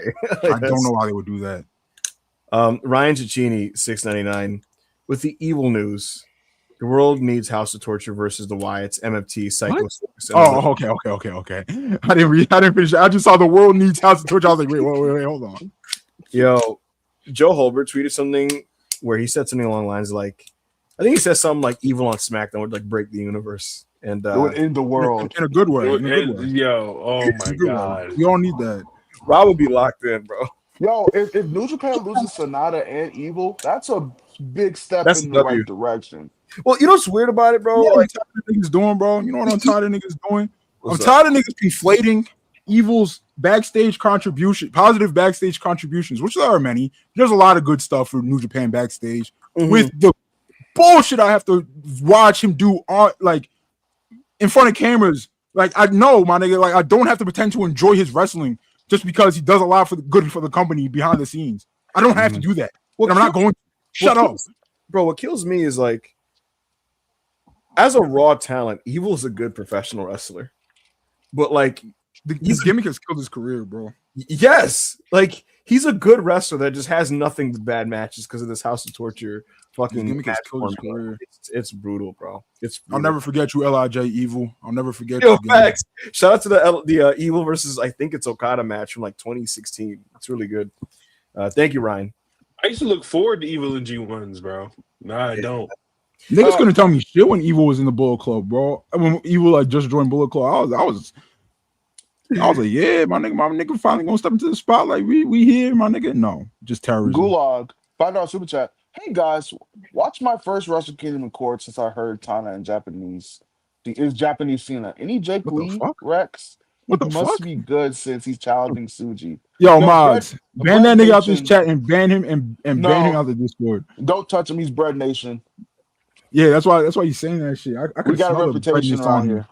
I can smell the breadness on him. Folger's case. We proved that last week on Friday. Mods, get that nigga. We proved that last week on Friday, so we'll just get yo. Chriso, you Pat, cheated. You cheated. You know what'd be cool, yo? Yo, I hit Chriso. There was a match where Chriso kicked out of 6 1-wing angels, bro. Like, what am I supposed to do at that point? What am I supposed? I was beating this nigga's ass. I was beating this nigga's ass. He kicked out of 6 1-wing angels. Yo, we should do one day on the couple tier on Sandbox. We should have a Swolgers versus Bread game. Some game where we can be Swolgers versus Bread FC, and do something like that for the capital tier. But we're gonna win, so it might not be entertaining, but yeah. I don't know what kind of mods Crystal got on his fucking 2K, bro, but he's cheating. Mods on Xbox. How do you kick out of 6 1-wing angels? Bro, it's so nasty. Yo, and you hit him with like Roman. 2 finishers in a row, too. And then the nastiest one. Yo, another game, right? We was deep into the match, so everybody was beat up. Right? This nigga's health was mad low. I hit this nigga with a hidden blade. And then he was stunned. He was like, oh, this nigga's gonna pin me and beat me. I was like, no, nigga, I'm not pinning you. Climb to the top rope. Leap of faith. Right after hidden blade. This nigga kicked out at 1. Hey man. Big guy. Tex Luger, $20 super chat. Go ahead. Thought his last match was a better moment than anything the Fed has ever tried to do. Facts. Go Ace, # self-made forever. Yeah, that's a fact, bro. I thought the only thing that's even close is the Flair retirement match, where Flair wrestled for years after that. So yeah. I think I thought that was one of the greatest presentations I've ever seen in wrestling. Just the match and the post match. That's some all-time stuff. All time. Yo, Christian Ramos said fighting spirit or is it gang shark? I'm telling you, bro, niggas know Chris cheated. He a fucking cheater. Yo, shout out Tex Luger, bro. Thank you for the super chat. What's the all-time greatest feel-good Fed moment, Ibu? You're a historian. You're a wrestling historian. My genuine answer is Randy Savage loses to Ultimate Warrior. I think he loses at WrestleMania 7. And Sensational Sherry, who was Savage's manager or valet, turned on him and was like attacking Savage. Mm-hmm. Out of nowhere, Miss Elizabeth returns. Out of nowhere. And she like fights off Sensational Sherry. And then she kisses Randy Savage and hugs him in the middle of the ring. And like everybody in the audience is crying. It's like really, really, really emotional. And I think that's one of the most beautiful things I've ever seen in wrestling. There's some very interesting answers in the chat. The most interesting being Eddie Benny. Eddie Guerrero is my GOAT. Well, Eddie Guerrero was my favorite wrestler growing up. Him and The Rock were my favorite wrestlers growing up. But someone's involved in that. Yeah, in that situation that obviously was that was at the time that was considered like one of the greatest wrestling moments ever, and it was considered as such for like the next 3 years, and then it had to get wiped off. But that's one. Kofi winning the title was beautiful too. So those are my. I wasn't watching wrestling back then, so I wasn't like in the moment. So, but shout out to Kofi. I love Kofi. That was amazing. So there you go. And our star win $2. The Giants trading for Harbaugh would be hilarious. Bro, why trade for Harbaugh when they could just wait a year when he gets fired and just hire him, bro? Don't give up a first-round pick for that nigga. He will be unemployed soon. I was gonna say, which is probably what will happen. He will be unemployed soon. Don't worry, bro. Yeah. Same with Doc, bro. Doc niggas traded for Doc Rivers, bro. How much longer do you think he would have a job with the Celtics? Actually, nah. Doc's PR was crazy high back then. I'm not gonna do revisionist history. His PR was crazy high. Sandman says tweeted top stuff right here. This is about the main event of New Year's Dash. Crowd is in every second and for good reason. Ice's money literally got it all and he's just getting started. It's nice to hear all get the huge reactions you got. Much deserved. I gotta watch this title match. I heard it was great. Yeah. I'm probably gonna skip to that immediately right after the podcast and I'll watch the rest of New Year's Dash. Facts. Afterwards. Pedro said, shout out to Suji for bringing back the V4. That belt is historically great. Yo, so we've been getting cock teased with the V4 coming back time and time again. Even with Suji's done it before. But I knew this time was different. Bro, because New Japan was actually like promoting it and like they were putting like shots of the V4 in Suji, like talking about like bringing the belt back and shit. So it's like, if he wins, they have to be bringing it back. Because why would they be doing this? Absolutely. Coming up really, really soon is all the WWE information that I have for you guys ahead of this week. So you can stay tuned for that. But thank you, Pedro, for the super chat. Oh, shit. Ish the GOAT, $50. Andrade has been booked better than he ever was since his days of NXT, and the C2 days simply allowed him to be him. I feel like in AEW, he'd be pushed for a little and then be back to another tag guy, singles guy, while New Japan could be this guy. I honestly would like him to kind of just rock out in New Japan and see where this takes him. And obviously, like, make AEW appearances for sure. But, like, I kind of like the idea of an elite guy just being in New Japan right now and just kind of, like, doing cool shit. Like, the idea of him having a feud with Gabe Kidd off rip is really, really enticing, and I'm looking forward to how that goes. So I feel like obviously Andrade signed to AEW, right? New Japan told us 18 million times Andrade signed with AEW. Yes, and it was all. I feel like the best use of him would be like you always see Andrade in New Japan, you always see Andrade in CMLL, but when he comes back to AEW, it's a big deal and he's doing big things, and niggas is like, oh shit, man, he's back, and he's gonna do some damage. Like, I feel like that would be the best use, because like him getting top guy treatment in CMLL and like upper mid card treatment in New Japan, that would Andrade, he's very particular about his booking. I feel like that would like placate him, and let him like enjoy what he's doing while he's making big American money, and they could do big programs, wrestling big shows like Revolution and shit, and everybody's happy. I genuinely think it would benefit AEW if he was like you said, like the international superstar that really came in. Joe Holbert literally yesterday said that like he thinks this could be one of those years for Andrade where he gets like a lot of award recognition when it comes to like most outstanding, and that's absolutely possible if he primarily just does like badass matches in CMLL and New Japan Pro Wrestling. So I think it would benefit all involved, and it's much more productive than Andrade just being like, a guy on Dynamite amongst many in like an 8-person stable. You know what I mean? So I like this direction. My mic is going to drop for 2 seconds. I'll be right back, but I'm still here. All right. Who's the next super chat? I got you. Give me a second. Oh, okay. Rob's got it. All right. I'm going to be right back. Thank you. $4.99. Trick Williams out-oring Sami Zayn on his first day. Guess his world title win just got pushed back another year. We'll see. I expect. Hey, what's up? We watched the promo together, Ibu, and I just want to say, man, look, while I liked the promo, at the end of the day, Trick still has to wrestle, and it's gonna be a ways away before he is where we want him to be wrestling wise on the main roster. So it's interesting because I disagree. It's interesting because Trick Williams, but he'll still be over. No, he's very over. He's mad over. Like he was shitting all over Sammy and getting mad over in the promo. So it's interesting because he has main roster, main event level charisma. His charisma and presence and like his look, you look at that guy and it doesn't feel far-fetched when you see him face to face with Cody or any other top guy. And his presence made SmackDown a better show just by being that personality. The question is going to be the matches, and that's going to be where he falls. If he can be good enough, he'll be pushed hard. If he can't be at least good enough, it's going to affect him. They put him against Rey Fenix next week, which is kind of a crazy matchup to do because Trick Williams is not a lucha guy in any way, shape, or form. So I don't know how that looks.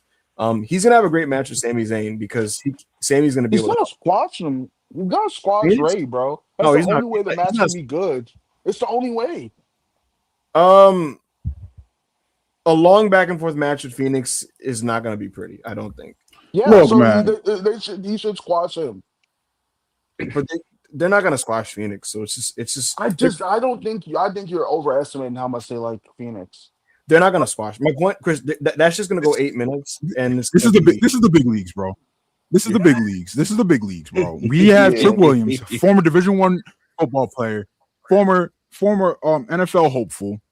Yeah, just trained in the PC, chiseled by the gods, and you're telling me that he's gonna have an 8-minute back and forth with some indie geek? Who has Rey Fenix ever beat? Come on, man. Here y'all go with this bell has to ring shit. Nerds ruin everything. Okay. I mean, it matters, bro. It matters, bro. It matters. It's not everything. It's obviously not. I mean, it doesn't matter to me. I really don't give a fuck. No. Oh, There are a the lot of bell does wrestlers not out have to ring in WWE, bro. No. The bell does not have to ring, my nigga. Even in WWE, you have to be a baseline level, or inevitably you're gonna fall back down. But Cody's world champion. Let's That is true. Cody right, fucking sucks. You raise a good point. like, Who's a better professional wrestler? Who's a better professional wrestler? Trick Williams or Jade Cargill? I don't know. Trick Williams. I don't know. It's Trick There's Williams. I don't know. Trick Williams Trick is Williams, better. bro. Professional Well, wrestler. I'd go Trick because he connects with the audience, like in WWE. Trick Williams. You know, Trick Williams has Come had. on, bro. I'll say this, he has been in matches that I've considered great. Is Ilya Dragunov better? Like 1-for-1 comparison with women's wrestlers. Is Ilya Dragunov better than every single wrestler Jade has ever wrestled in her entire life? I'd have to look through the list. Look, I get where you're drawing at there. I think the more I think about it, probably is Trick.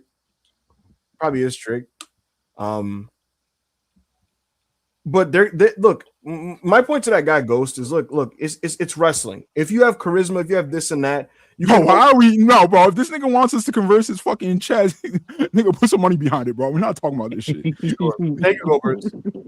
Thank you, Go Birds. Chris Cabrera, $2 super chat. Bang, bang. Sosa. Yo, Yeah. Shout out my nigga Ricky Sosa, bro. Very talented young wrestler. People were like, yo, where did you find this kid? Yo, literally a contracted AEW wrestler like just sent me that link and was like, yo, watch this kid's match. I think you'll really like it. And I was like, and that was last Monday. And I was like, I'm about to do a podcast. I'll watch it afterwards. And I didn't until the day that I posted it. I was looking at her text messages and I was like, oh, okay. So and then I watched it. I was like, yo, this kid, that kid's a star, bro. That kid's a star. He can fucking work. He's athletic, connects with the crowd.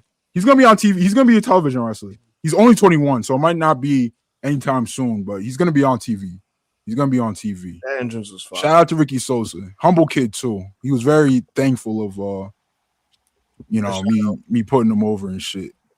That's nice. When he's a star, right?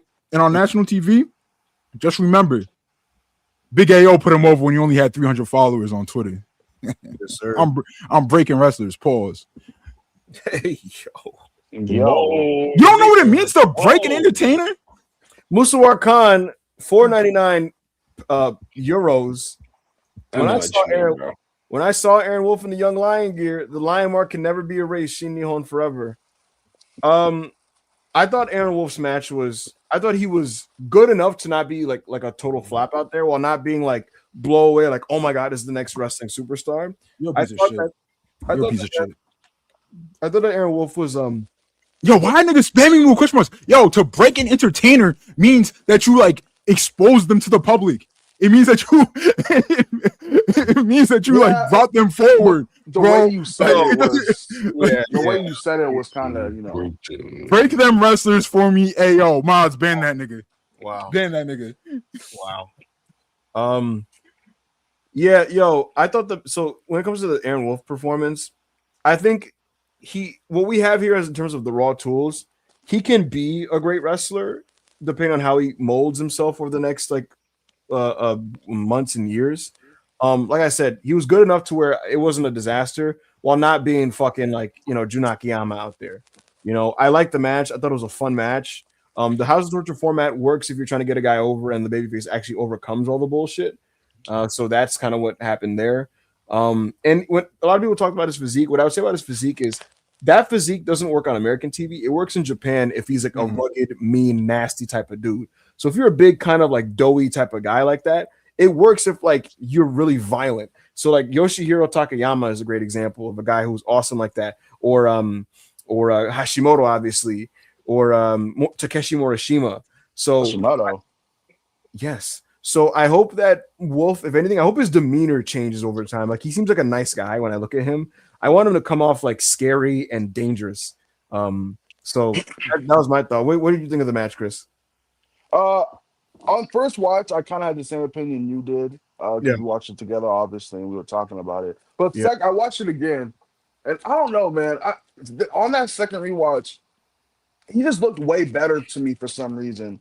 Like what he was doing in the ring. And you also have to take in the fact that he had to deal with the Evil House of Torture bullshit. And this is his first match, so Evil was probably like, yo, you know you're not gonna bitch me in your first match, right? Um, but yeah, I think he has the potential to be a world title to be a champion in general and maybe lead New Japan with Suji and some of those other guys. I think putting him in the never openweight division is smart. Hopefully, they go back to like the old never openweight division where it was all the rugged, nasty guys who you only had to, you could do 15-minute He's like, matches. hey man, we not trying to do that Type pretty of shit, bro. yeah, We beat niggas' yeah, asses. nah.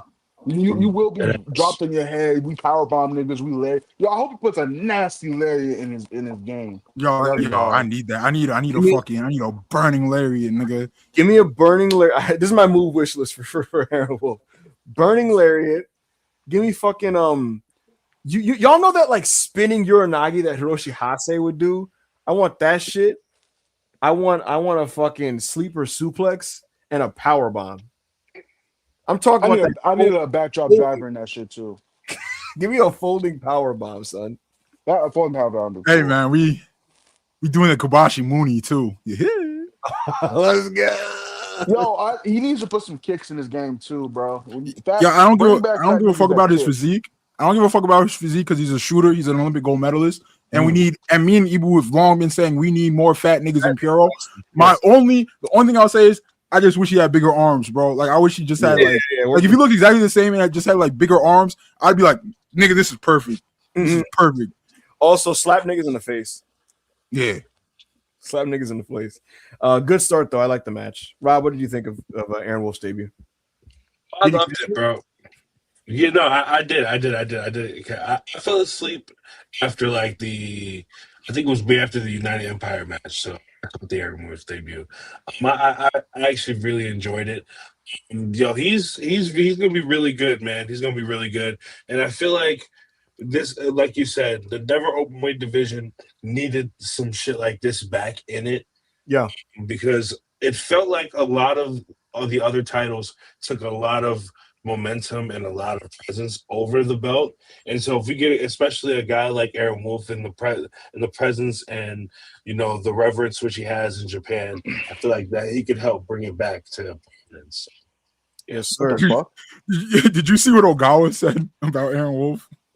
Which Ogawa? Razi Ogawa? No, nigga. What the fuck? Yes, this big homie. You gotta let him. Which Ogawa? Oh, Chan, nigga. Oh, what'd he say? He was like, yo, Aaron Wolf's fired. He was just like, yo, that physique's kind of crazy though. Like everybody in the dojo got six packs, bro. You gotta tone up, my nigga. Hey man. Hey man. We'll see what his that nigga said Rossi Ogawa. No, nigga. I don't know. Now, yeah. That man's a beast. All right, Ayo, can I get you don't know who that is. Can I get into this report? Go ahead. Do your little drone thing.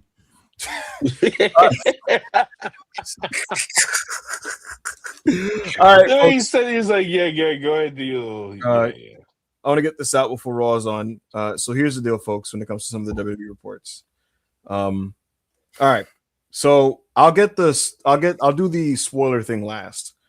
So with regards to CM Punk, his creative has been kept really, really close to the vest. And a lot of Paul Heyman's stuff is very, very close to the vest. But what has made it out to me is that they want to do a lot of twists and turns, which is like that's whatever, right? But I was told that there are going to be some shocking directions on the Mania road. So whatever that means, that's for you guys to figure out. When I asked for more specific stuff, like for example, hey, is CM Punk going over on January 5th?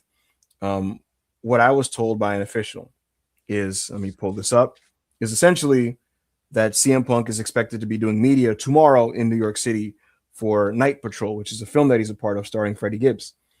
And the person that I heard from essentially said, I would be surprised if CM Punk was doing that media for Night Patrol without a championship. But again, the only people that know the result tonight are the members of the Vision CM Punk, Paul Heyman, Paul Levesque, and a couple other officials. With that said, though, I was told to expect a title change this week. So that's interesting. I was told that one of the world titles is changing this week. And Wait, is there a pay-per-view this week? no, but SmackDown's in Berlin, Germany. Oh, so they're doing a big. Oh, so that's where that 3 stages of hell match is happening or something? Yes, it's okay. It's Berlin, Germany on Friday. What I can say about this match is that there are significant voices in creative actively pushing for Drew McIntyre to beat Cody Rhodes in this match. That was as of last week. By this point, I'd imagine the decision has been made as to where they're going. But I know that as of last week, there were significant voices pushing hard for Drew McIntyre to go over. And ultimately, that's Levesque's call, and I don't know what the call ended up being. What I can tell you is that I was told that a title is going to change hands this week, one of the world titles.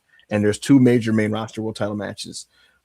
Beyond that, I can also tell you that if you don't want to get spoiled, folks, this is where you can, I don't know, close your ears for the next minute. Jacob Fatu is scheduled to return on Friday's show. And I was initially told about this a week ago. And when I first heard about it, I assumed, okay, then he's going to cost Drew McIntyre the title. But in recent conversations with people in the promotion, it was almost implied to me that him returning may not automatically mean that, essentially. So let's just say it's Drew going over and Jacob comes back. Now it has to make you wonder, how does that play into each other, if it does, and what happens then? There has been pitches made for Jacob Fatu to not come back as an outright babyface. That's one thing that I've also been told about. Did he leave as a babyface? Yes, he left as a babyface. Yeah. The other 2 things is that Roman Cody is still the Mania match, no matter what happens on Friday. So maybe that can correlate to the whole twist and turn shit. And beyond that, there was another one. I should have wrote this down. I can't remember. But so that's the deal with the Mania creative. I'm trying to remember. I feel like I'm going to forget. Yeah, I can't remember. But there you go. So title's going to change this week. Jacob's back Friday. And everything else that I said. So there you guys go, folks. There you guys go. There you go. Now I remember what it was. Okay. So last year, AO McIntyre was very pissed off at the Royal Rumble. Part of why he was mad was because his initial Mania pitches and creative kind of got turned down, which is like the Bloodline Hunter stuff that he really wanted to do. Drew McIntyre wanted to play the Bloodline Hunter and work Roman Reigns at Mania. That's not what he ended up doing. Frankie Kazarian just inspiring the world. Right. And between that and his Rumble elimination being as unceremonious as it was, Drew McIntyre was really upset last year. I was told that there is significant movement on picking back up where they left off when it comes to that stuff. So there you go. Drew McIntyre, Bloodline Hunter, back in play this year. And there's going to be twists and turns in the road. And Jacob's back on Friday, not necessarily as an outright babyface. And one of the belts is changing hands this week. So there you go. There you go. We'll see which one it's going to be. So that's all your WWF information. Oh, the chat's saying you promised Rio. I don't know how to pronounce this. Rio Scoops. I said it earlier, which is that this tag title match does not have Mania implications because I don't expect there to be. I expect Rhea Ripley to be in a singles match at WrestleMania. Okay. That was the scoop. Yeah. I don't know why somebody would think a tag program in January would automatically take so. Like, if anything, you would think 2 single stars with tag belts in January would lead to a match or something. But, with respect, that's just like wrestling math. I don't watch the show. I didn't even know they were a tag team. But with respect, bro, there are people that see like stare downs in December, and they're like, I guess that's a Mania match. It's like, no, that's not what that means. Well, they got like 3 pay-per-views they got to do. 3, bro. It's January 5th. Mania's on like April like fucking 15th or whatever. So there you go. But that's all the WWE information I have for you guys this week. So there you go. Johnny Burney, 199. The Royal Rumble being in a parking lot is funny. I didn't even know that. Yeah, I saw a tweet about that, but I didn't like click on the photos. Like, I'm not sure. They said it was in the parking. Like, I don't know. It's in some like parking lot in Saudi. I didn't click on the pictures, but I saw like the caption. That's incredible. Gurmeet Singh, 199. New Japan, we fucking back. IWGP V4. Let's go. I can never New Japan back again until we come out of the G1. Like it has to be good from the dome pass through the G1, and then I'll New Japan back. I don't care what anybody says. I don't care what AO says. Bro, if Yuya wins the G1 and challenges Tsuji, oh my god, shut up, bro. Just save my life, bro. Bro, my nigga, we're trying to make it back to national TV. We don't want Yuya on national TV, man. So locked in, bro. We're trying to keep this thing going. We're trying to keep this momentum going. Oh my god. I'm so locked in. Bro, I get it, bro. Like Joe Hendry means a lot to you. So like anybody who says young boy means a lot to you too. Don't make that my problem. Muto Khan, £5 super chat. Fan shows Oiwa and Yuto Ice over Shota. This is why Yuta Uemura will never be the ace of the company. Hashtag catch this straight. Hashtag Yanai Suji, bitch. Yo, I did. That's the only thing that I did. Well, that's not the only thing, but that's like the main thing that I did see from New Year's Dash, bro. Yo, after months and months and months of like grinding, becoming a better professional wrestler, becoming a serious professional wrestler, earning the fans' respect again, it took one Yuto Ice promo to ruin all of that for Shota Umino, bro. The fans immediately went right back to rejecting him. Right? He's genuinely been doing the work to like get their respect, get over, get pops, and it was working. And then Yuto Ice catch this little nigga, and they boot him out the fucking arena, son. Crazy. That's dangerous power. That's dangerous power. Shota should just turn on Yuya in the spring, and then they just let him be a bad guy. Grip is Big Grip is another nigga who I was day one stocks on, and now we got Takayama here. Nobody can fucking stop us. Nobody can stop us, bro. He died his shit, yeah. Yo, bro, when I seen that nigga. blonde hair, nigga, I was moist without a choice. God damn. Dude, don't say shit about Oil because you were fucking hating on him. And yeah, don't you were say hating on him. weren't. Shut the fuck up. All right. Yeah, the test, nigga. Matter of fact, I don't like how you said all right to us. Take a break, little nigga. And take give a that break, nigga time nigga. out. Take a break. And you're not getting none of this. You're not getting none of this super chat. It's the GOAT. Go indeed. $100 super chat. This super chat should not touch Ibu's pocket. Dead ass. Compared me to someone and fried me. You don't got to tell me twice, Ish. We're not seeing a dime of this. You don't gotta tell me twice, my nigga. Shout out Ish, the GOAT. That's nasty. Yo, bro, like, what do you want me to do, bro? Like, he explicitly said, don't give you any of this money. Yeah, I'm taking a quarter of it. You're not getting a dime. You're not getting a dime. Yoda Suji, you can have my girl, bro. Put me in the chair. Yo, this is a real nigga. Let's go. That's a real nigga. Make sure you wear your Superman costume, big brother.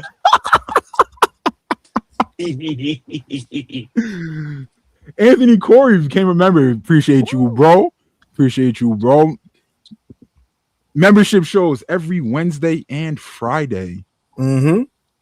Every Wednesday and Friday. Become a member now. We have a good time. Lone Assassin, $5 super chat. If Evil wants back in New Japan, he has to back that bum ass Jake Espresso Lee and only him. Oh well, I have good news for you, Lone Assassin. Ibu is a big Jake Lee fan. I am not a Jake Lee fan. He's a huge Jake Lee fan. There's no part of me that likes Jake Lee. You love Jake Lee. Sprouts, $2 super chat. Message received, Ayo. Hashtag slide for Jake. Hashtag Cebu soon too.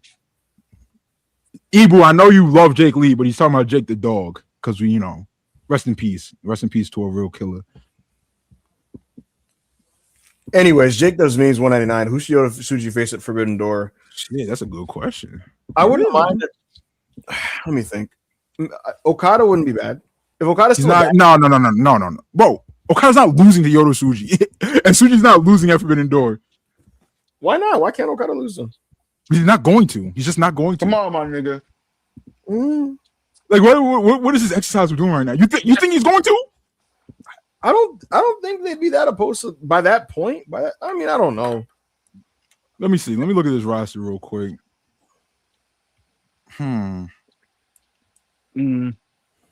Claudio would be tough. I would finally do the Swerve match, but I don't know if at that point I would want Swerve losing. Depends how strong he's booked. Claudio, I'd like Suji Okada personally. No, Or then you get want Okada Okada. to win the belt. Or bring Okada back to New Japan for a big show where he could lose to Tsuji. He's not gonna lose to him, nigga. I'm telling you. Look, just slide AEW some bread. You know what I mean? Nigga, slide Okada some bread. All right, so wrestling politics aside, yeah, matches that I would like to see, that I would love to see: Kyle Fletcher, Okada, Claudio, Swerve, Brody King.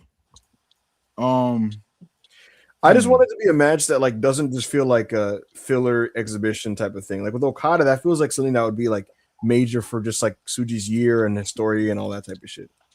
If you were throwing Powerhouse Hobbs would be tough, but I would like for them to build him up before then. Not gonna happen.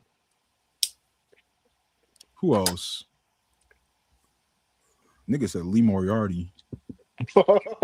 Hey, stop. Let's move on. Shout out to Jake Does Memes. Shout out Spurs $5 super chat. I will not be fooled again. If they can make it past Dominion without putting the belt on Jake Lee, we can talk. That is true. Yeah, that's back to what we were saying earlier, bro. They gotta make it past the G1 of good shit for me to be like, yeah, the line marks all the way back. But yeah, I'm interested in what's going on right now, and I'm I gotta watch the shows, but like it's hard to declare them as back until because I think the last 3 years in New Japan they've like had a good first half of the year, and then it fell apart in the second half. And part of it too is they themselves are shitting on their own tag leagues and like because by making them like useless and like bro, they're making them like not matter, bro. Yeah, like they're like, yo, the months on, bro, like. Literally, because like this last year, the tag league didn't have any bearing on Wrestle Kingdom, and the junior tag league, same with that. So it's like last year the junior tag league. Well, I mean, it did. No, it didn't because it was like what that fucking 4-way tag. Yeah, but like I don't know. To me, it's like, bro, you want to make the second half of your like important again? Like you have to like make those tournaments that take up all this fucking time like matter. So, yeah.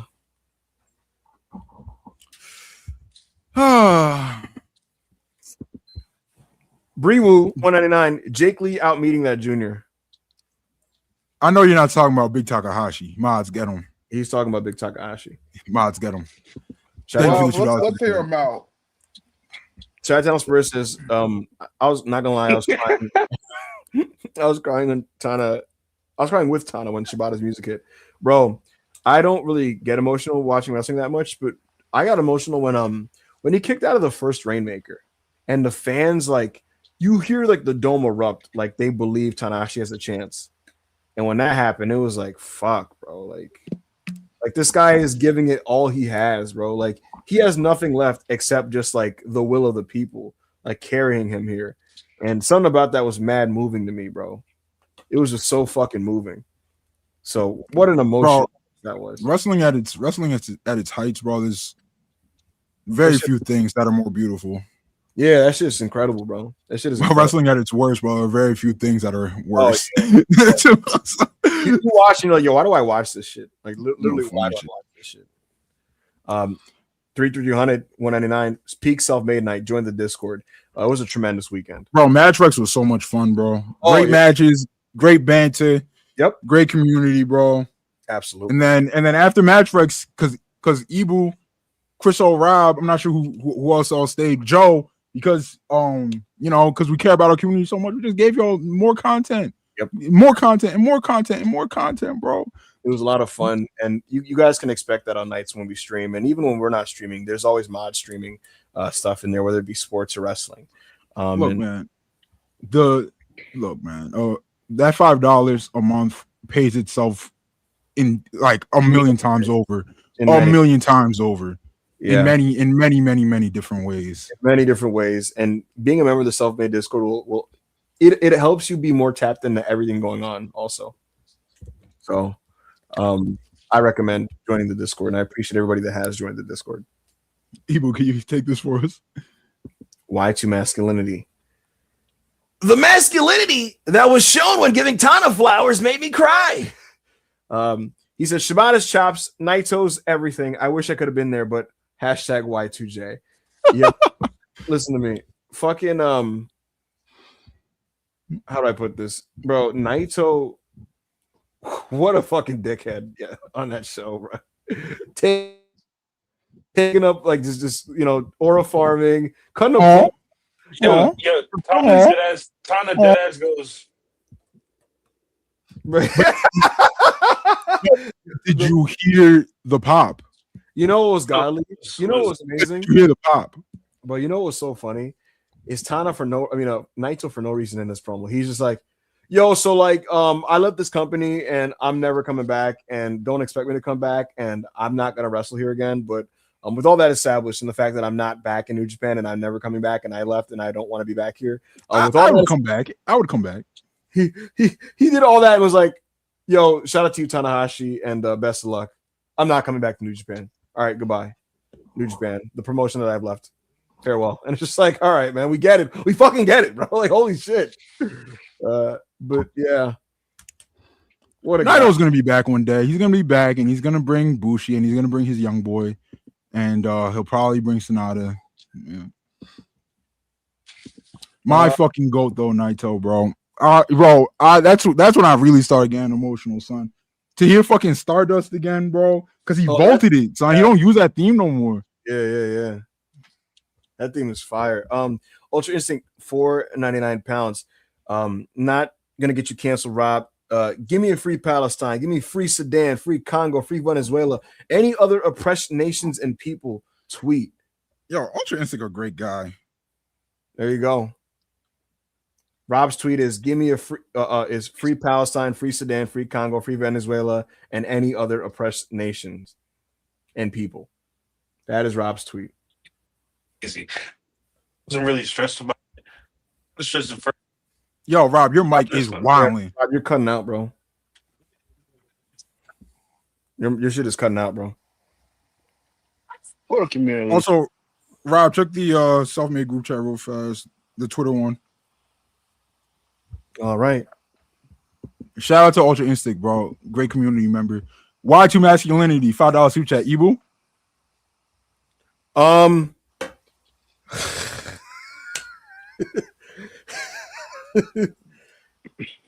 Jerry G Ni San Da.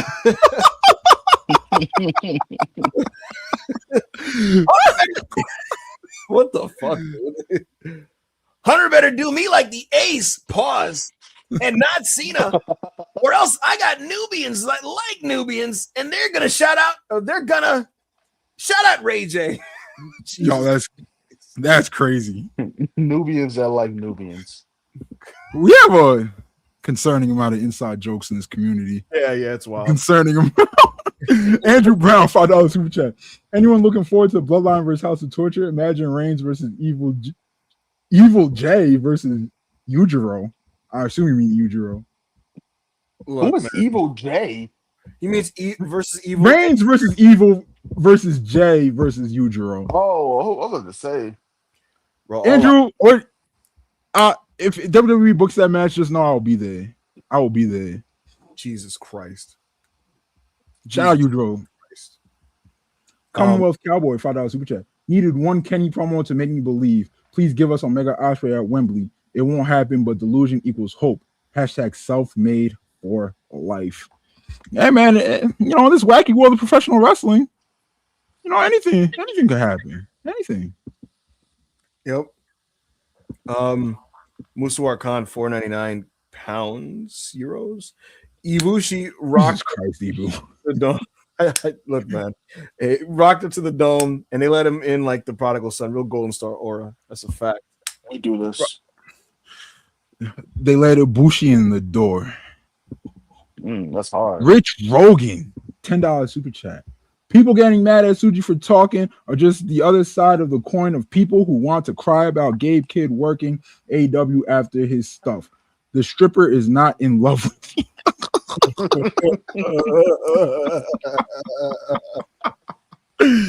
Bro, that's godly. Bro, Elite Fleet, drones, New Jahideen. Yeah, get a grip. Fucking, they're all the same, bro. Like, if you think drones are weird and you're acting like that, you're weird too, my nigga. If you think New Jahideen is weird, nigga, and you're acting like that, you're weird too, bro. Like, just be normal, bro. It's pro wrestling, my nigga. Like, you tell me why should Yota Tsuji like the AEW partnership? Not why New Japan should like it. Now why New Japan should like it, because there are multiple reasons why they should like it. Why Yota Tsuji, the professional wrestler, should like it. And even if he was wrong, right? It's just a nigga with an opinion, bro. Like, does it matter? Does it matter? Yeah, man.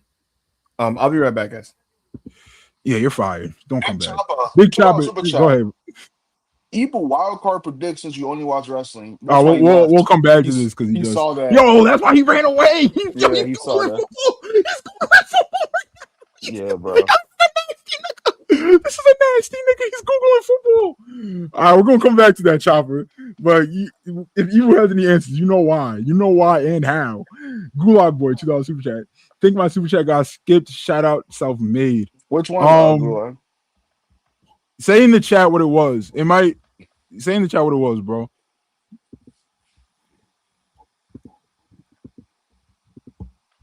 The homie Les, $2 super chat. Where do I send the Yakuza doc in the Discord? Bro, yo, I had a Japan trip planned during the pandemic and it got canceled, obviously, because it was the pandemic. And I still haven't been able to go back since. So don't send that in my Discord, bro, because I don't want tatted up 70-year-old niggas coming after me, bro. I just want to enjoy my time over there in peace.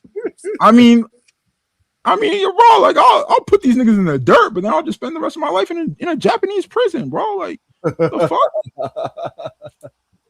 You know what they call you over there, right? What they call you over there, bro? Biscuit Aolabur. Oh shit. Yeah, nigga. Oh shit. Except for what he got going on with that woman. Oh, since you're back, Ibu, we know what you was doing, but Big Chopper wants to know your wild card predictions since you only watch wrestling. Yo, what are you talking about? Yo, just answer the question, bro. Stop all the stalling. We know what you're doing right now. What do you answer the question? Wait. Answer the question. I don't want you to speak until you answer the question. Answer the question. Wait, hold up. This was asked when I was gone. Yo, answer the question, Ibu. Answer the question. Don't say anything else. Answer the question right now. No, he Googled it, gang. He Googled it. Yo,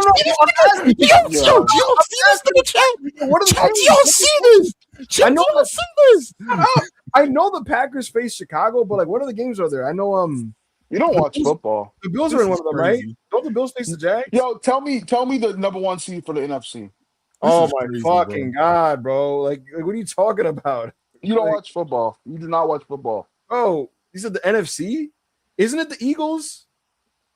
No, it's not. No. Who's the top seed in the NFC? Who am I forgetting? If it's not the Eagles,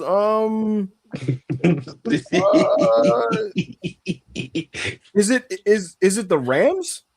No. The Rams are in a wild card game. So is it Excuse me. Who am I forgetting?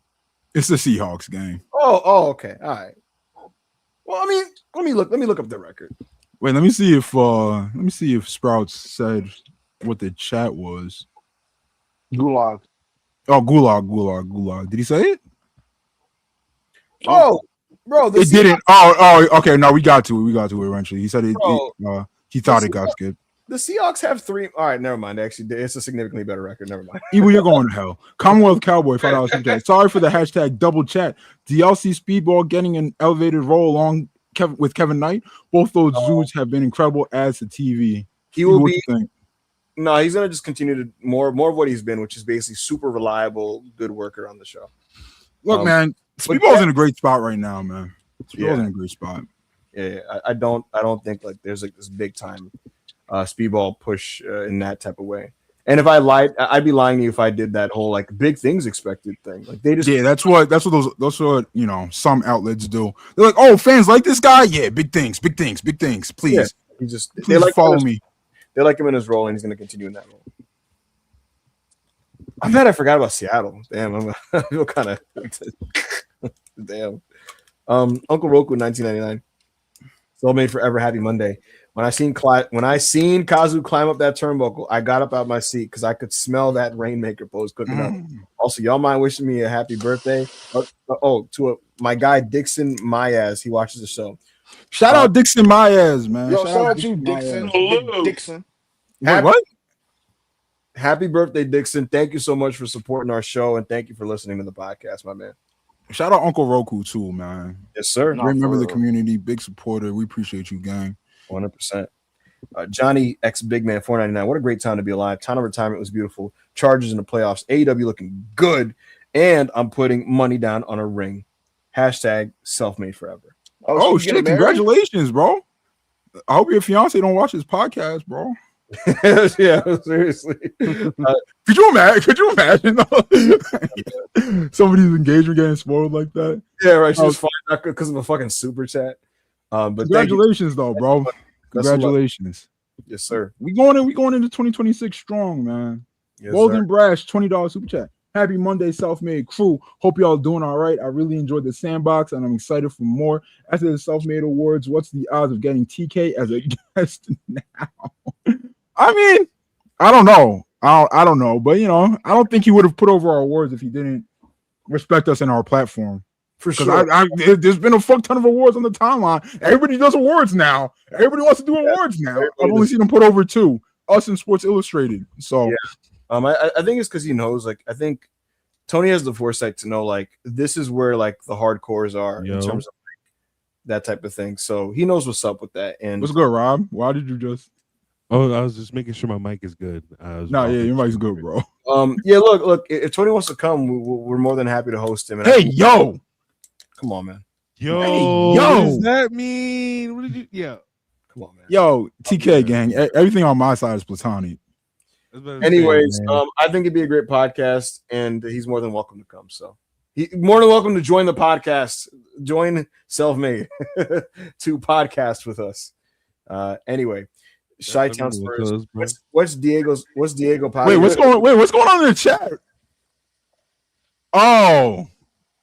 Anyway. Uncle Roku got us with a fake name. Wait, I gotta see it now. Hold on. Let me scroll up. Yeah, that's fucked up, Uncle Roku. Hold on. He got us with like a name that What was the name? I don't know. Because I unstarted. I don't see the chat no more. I gotta scroll. It was Dixon Mays. Oh, Dicks in my ass. Dicks in my ass. Yo, you're going to hell, son. You're going to hell, gang. Damn, bro. That's how y'all living. Yo, that's crazy, bro. Yo, chat. Yo, Maz. Everybody who's laughing, get them. Round these niggas up. That's funny.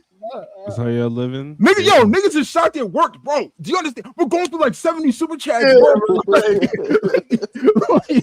Niggas gotta understand. I've been up since 6 a.m., my nigga. I worked the full day. I worked out, my nigga. Like, yo, that's fucked up, man. That's fucked up. I don't know. What's Diego Pavia's NXT name gonna be?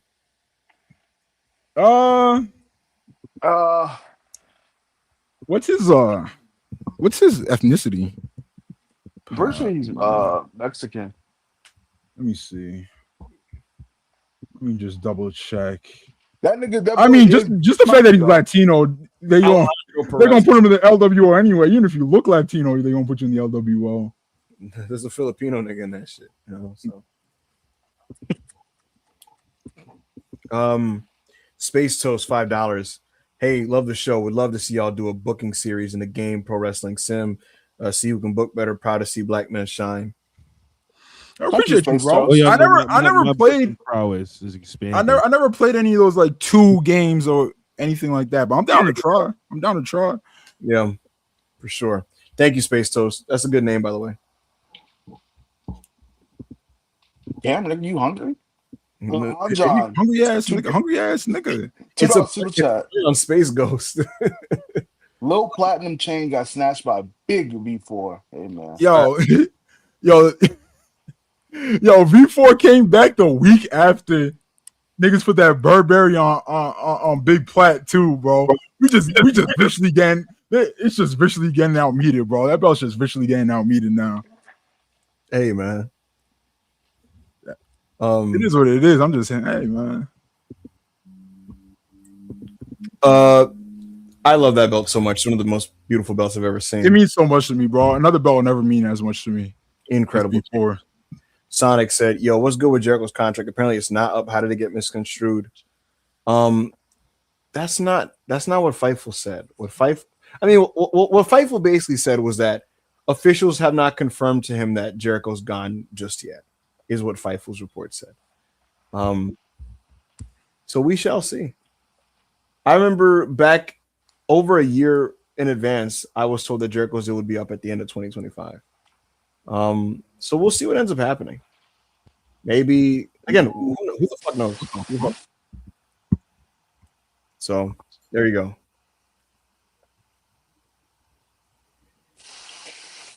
Whoa. HK $2. Any news or backstage thoughts on Oba? No, I don't have any backstage news on Oba. They like him, but that's like not news. No, just do what Grifters do and be like, oh my god, big plans for Oba. WWE officials really love Oba. Genuinely, like they like him, but that's not news, and so that's not. I don't have that. Like again, I don't have that for you. But oh shit, that's our awesome, beautiful Wrestle Kingdom poster. But yeah, man, look, Oba Femi's gonna get called up this year. And we'll see how it goes. And obviously they like him. And we'll see how he does. Anjan PN $2. Bandito versus Sammy, huh? TK Promotions got it. Yo, I literally said, I think it was in the Discord, but once they announced Beast Mortos versus Bandito and like Sammy was cutting the promo for him, I was like, oh, they're building towards Sammy versus Bandito. Yeah. But I mean, they're doing it on Dynamite instead of Ring of Honor pay-per-view, which there probably won't be another one till Supercard of Honor. So that title's not switching hands. I don't think so. So. That would make no sense. Could you imagine? That would be so fucking weird. That'd be so bad. Who would be actually like a good person to take the title off of Bandito? That's a good question. I wouldn't mind it being another luchador, bro. Commander would be gas. I don't even cool because anybody I'd give would be niggas that I don't want to be primarily ROH dudes. People are saying Andrade. I mean, I guess someone said Ciampa. Someone said Ace Austin. I would Ciampa. Yo, get that nigga out of here. Shelton Benjamin, that would be cool. Shelton Benjamin winning would be cool. Kind of pop me. That'd be his first ever world title, bro. Yeah, that'd be awesome. I wouldn't mind it. Finally, Easy became a member. We appreciate you, gang. Yeah. Ish the GOAT $10 super chat. Fuck Gato for what he's doing to Fujita, by the way. He's going to hell, bro. He's going to super hell, ultra hell. Yep. Mega hell. What else we got? TB Namikaze became a member. Appreciate you, bro. Let's fucking you were supposed to get banned earlier, but since you became a member, you can stay. Yes. Berserk. $2 super chat. I forget what he did. He said something crazy. Berserk $2 super chat. Is Jake Lee really that ass? Hashtag thank you, Connor. Yes, he's more ass than my tweets even convey. That is terrible. He's awful. Legitimately terrible. Finally, easy $20. My girl's been peeping my large super chest. LMAO ish. Hold it down for me. Any news on Blackdown? Oba, Carmelo, and Trick on the show. More may have me watch YouTube clips to SmackDown. We're not gonna lie. The only news which broke today was the whole like creative restructuring, but the truth is that happened like a minute ago. I should have made a formal report, but I said somewhere that like Ryan Ward was being asked to help out with SmackDown, which has been the case. And PW Insider put out a formal report saying like what everybody's role is. But beyond that, I don't really have much news on SmackDown. Let me think if I have any actual news on SmackDown. Oh, Roman is going to make appearances on the show again soon. I can tell you. Yes. Give the people, since I just put these graphics up because I remember they existed. Yeah. Give the people your predictions. Just straight up, just predictions. Just predictable. Punk versus Braun and Cody versus Drew. What do you think, Ebro? What's going on here? I genuinely think Punk's match is a pick-em. I think Drew McIntyre is beating Cody Rhodes. I think. So do you think there's a real reality, a genuine reality where both world titles change hands this week? Not that you think that's the favorite, but just like a strong possibility. Yeah, it wouldn't blow my mind at all. Wouldn't blow my mind at all. Interesting. Yeah. Chad, how do you feel about that? Chad? Yes, sir. Shout out to you though, Fawn Leezy. I appreciate you, bro. Don't let your girl bully you though, Brian. Just You know, it'd be like, yo, it's like These my guys. business. You know, It's these are not very my guys. masculine to let your girl track your finances. What would Bobby Fish think, bro? Nah, shout out Fawn Leezy. Shout out Fawn Leezy. Yeah. Uncle Roku, $50 super chat. A lot's already been said about Okada versus Take in the C2 and Kazu winning. Now both are interesting. Now both are in interesting positions. Take getting schoolboard and reemergence of the Rainmaker. Oh, my fault. What's their creative moving forward, and will the fallout be explored on TV? Takeshita and Okada are gonna have another singles match. Beyond that, Takeshita again, his babyface turn. Like I said this months ago, his babyface turn is gonna get cemented, and he's gonna get kicked out of the Callis family.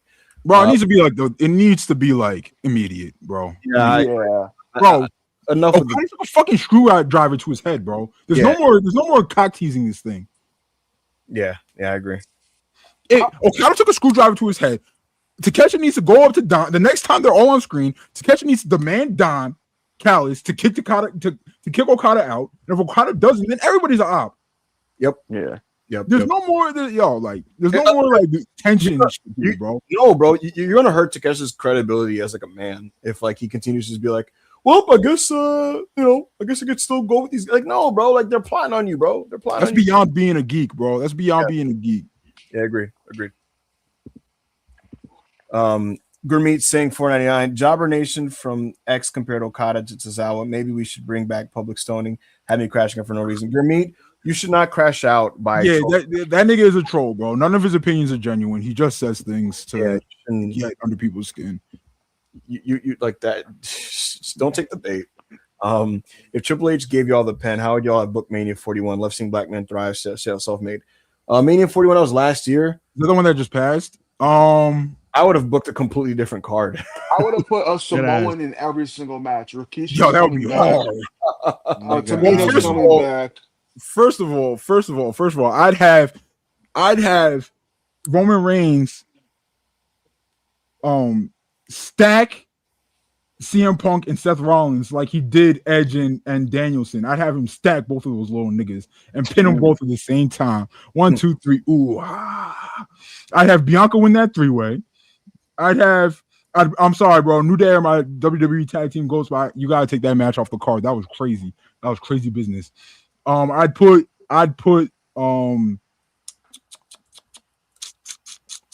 Montez and Dawkins versus the Lucha Bros. Mm-hmm. I'd have Gable win the World Heavy over Walter. Mm-hmm. I'd have Jey Uso selling popcorn in the stands. Wow. What else notable was on that show, Ibu? Jacob Fatu faced LA Knight. Punk faced that's fine. Punk faced Roman and Seth in the 3-way. Cena faced Cody. I would have just had Cena Gunther at Mania instead of that shit. I would have Cena Cody. What would I do? Have Cena? Yeah, I don't know what I'd have Cena. And then Cody could have fucking worked literally anybody. Roman, Punk. I would have been fine with either of those two. So there you go. I change, like I said, I would change like the entire card for the most part.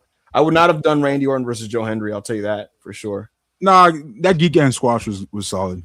Logan Paul, AJ Styles, like go fuck yourself. Like, whoa. Again, that was terrible. I didn't even remember that existed. That match was so bad. $2 super chat. WWE Unreal Season 2 thoughts. Yo, I'm not even gonna lie to you. Not only have I never watched an episode of Unreal, I've never pressed play on a clip. I've never seen a single thing from Unreal. Every time I see a clip on the timeline, I can't scroll away fast enough. Bro, genuinely, that show is so cringe because like the whole vibe is like, look at how smart we are compared to these marks. And it's like, you're not that smart. And a lot of what you think is working people isn't working actual people. So, yeah, I'm good off that show. I'm good off that show. Johnny X Big Man 199. My girl ain't in them self-made trenches like me. I'm safe. Real nigga. Shout out Johnny. Masculine. That's masculine of you. Very masculine. It's the GOAT $5 super chat. Corey Graves gives a shout out to Hiroshi Tanahashi and Io as Io Sky did a sling blade. even though they banned Shinsuke from going. Wild company. Yo, Corey Graves, bro. I know you're Ibu's big brother, but come on, bro. Keep the ace out your mouth. It is Ibu's big homie. That is Ibu's biggest of bros. They just bonding about how much they love Punk together. That shit is crazy. Yo, them not letting not come, but then on Raw be like, ladies and gentlemen, welcome to that Raw. Shout out to Tanahashi. You know what that is? That's big Bishop from Juice Energy when he's at the fucking funeral of the nigga he killed. It's like, all right. You know that picture of the Miami player looking at the big poster of the dead player, and he's just like, everybody's eyes are closed and he's staring right at him because he knows he's the one who killed him. It's that shit, son. Could you imagine if they do something subtly nasty on Friday with Nakamura where they go like, folks, Nakamura, talented wrestler, had a severe illness this past weekend, but he's back tonight on SmackDown, and it's just like, yo, go fuck yourself. That is crazy. Oh man. The niggas conflating Edge not being allowed to go on WWE programming as the same thing as not being allowed to go to New Japan. Either you're not doing it in good faith or you're a genuine idiot, bro. Yeah. Edge going on WWE programming would be somebody employed by Tony Khan, getting paid by Tony Khan, a lot of money, mind you, making money and making viral moments for WWE. Yeah. A corporation that's trying to run him out of business, right? Mm-hmm. Nakamura going to New Japan doesn't give AEW exposure, doesn't make Tony Khan any money, doesn't do anything for AEW at all. It's just a nice moment for Tanahashi.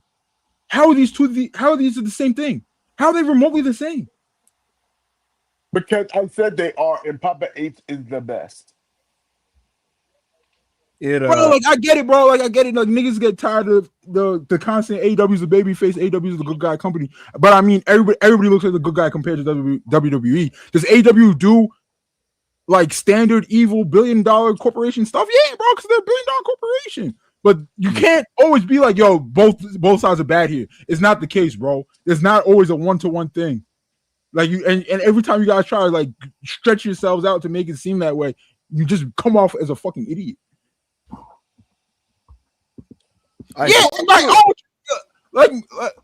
Bro, by all accounts, WWE never asked for Edge. Never asked Edge, never asked AEW. So yeah, bro, like fuck off. Speaking of fuck off, the Knicks can go fuck themselves, but that's neither there. Yo, they suck. Yo. Uncle Roku, $20 super chat. Dixon really appreciated the birthday wishes. Go fuck yourself. But looking ahead to Mania, if Roman really does a nasty work of business and little bros Cody and wins the belt back, how do you do damage control for Cody's character post-Mania? Yo, the fans are good off Cody gang. They're not even going to the arenas no more, bro. They're not tuning in to SmackDown. The fans are good. Who cares about Cody's rep or character? We good. Tribal Chief is back. Put your ones up in the chat. I trust Cody to protect himself. Cody sucks. I trust Cody to protect himself. One's up in the chat. Yo, you remember Cody protecting himself after that terrible Cena match? Was him going home for 2 months? Not very masculine of him. One more super chat left. All right, Ibu, this is for you. Space Toast $5. Ibu, how would you book that Mania in the Cord? What Mania? What Mania? Any updates on Jay White? Oh, no. He said put how you would book that Mania in the Cord. Like just type out some shit of what, like just type out a card and put it in. Sure.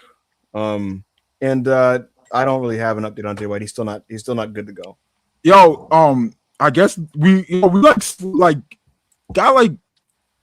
the stealthiest of Jay White updates this weekend, bro. Like nobody ever said what his injury was, and then SRS like made a meme and was like, yeah, this is the shoulder injury club, and Jay White was on it. So now we know Jay White's injury was a shoulder injury. There you go. So best of luck to Jay White. Hopefully he's back soon. These ones in the chat, bro. We done with Cody. Whatever, man. We're fucking done with Cody, bro. We're done with Hyper Husky. Whatever. All right. Match of the week was Kazuchika Okada versus Hiroshi Tanahashi. New Japan Pro Wrestling Wrestle Kingdom 20. Yep. We already spoke about this match ad nauseum. Of course, it was the match of the week. I feel like when the Observer drops, we're looking at a minimum of 6 stars here, maybe 6.25. I think we're looking at 6.25. Very deserved, very well deserved. I'm extremely happy for Tanahashi being able to go out on such a high note. Yep. Regarding Wrestle Kingdom as a whole, we spoke on a lot of it. I do want to shout out the Yota Tsuji match with Takeshita because I thought the match was phenomenal. I thought the closing stretch was fucking epic, and I loved how that played out. Tsuji came off like a fucking superstar, and winning with the Boston Crab was amazing. So I loved everything about that match. I was really happy with it. What I was not happy with was the undercard of the show. The Rambo was fucking an absolute shit show and a misuse of so many talented people. And beyond that, like Ayo said earlier, the Saya Kamitani match was really good. And I thought the 10-man had some good action outside of Jake Lee. So it was one of those weird shows where like the undercard was just like halfway through the show, I was like, this is not very good at all. But the 3 most important things were good. And we'll see what goes from here. So there you go. Is there anything you'd like to add on the show, guys, between the 3 of you before we get out of here? I pretty much said everything I wanted. There you go. All right, man. That has been Self-Made Sessions number 14. God damn, we've done 14 of these things, bro. The support has been insane. This Wednesday, we have, what is the show's name, Ibu? Oh, y'all want to do it this Wednesday? I don't know about this. I mean, you thought you had Wednesday off, though, nigga? This week, yeah. It's a fucking work. But on off weeks going forward, folks, there will be backup Hangman Radio. So do you want to just wait till Holbert? What's it called? Hanging with Holbert, and then you get all your ducks in a row, and then all right. So this is the schedule. This is the schedule. This is the schedule, guys. Yeah. There's Hanging with Holbert is a bi-weekly show, right? So they had the show last week. It's up for you guys to watch, the new members. There's also Self-Made Sandbox 1. Self-Made Sandbox 2 will be this Friday. Yes. Then on Monday, Self-Made Sessions will always be free tier.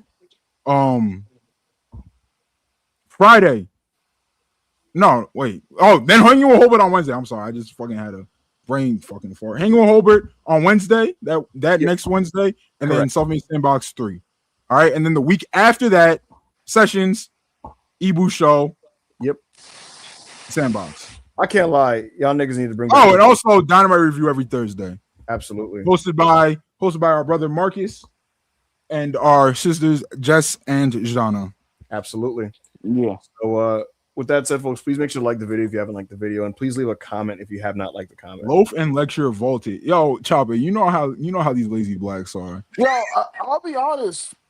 Yo, we don't got a lot to talk about after Sessions, and you niggas are lazy. I promise it's not niggas being lazy. No. There's something else I want to do around. Guys,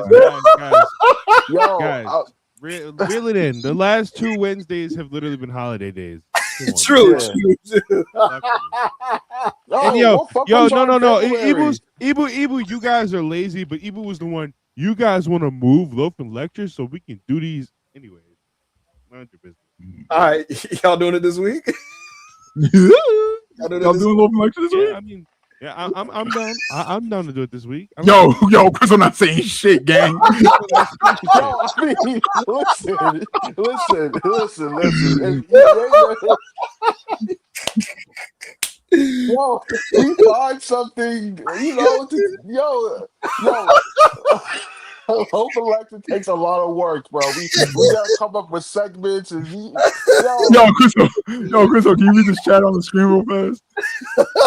Make Crystal read a Harry Potter book. What the fuck? Yo, season 2 premiering with 1 episode, and Chris be like, "Hey man," and going to self-made shit, bro. Loaf Lecture done. Yo, me and Rob will make something else. Yo, fuck it. Loaf Lecture is probably vaulted for a little bit. I don't know what to tell you, niggas. That show takes a lot of fucking work, bro. It really fucking does.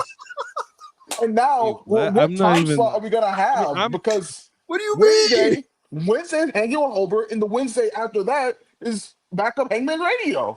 Nigga, no, don't be lazy. I can easily move my shit around. Don't even. Yo, we gotta go where the money is, bro. No, Chris is. We gotta go where the money is, bro. Me and Rob. This lazy ass. Me and Rob are gonna do some. We're gonna have a new show, and it's gonna have the self-made universe involved in it with other people involved You in can do it. that on Loafing Lecture. No, we can't though. We Yes, you can't though. can. We Yes, can't because no, we cannot. yes, you can. Yo, listen, yo, y'all don't get how much work goes into Loafing Lecture. Yo. Me and Rob have to storyboard every night before.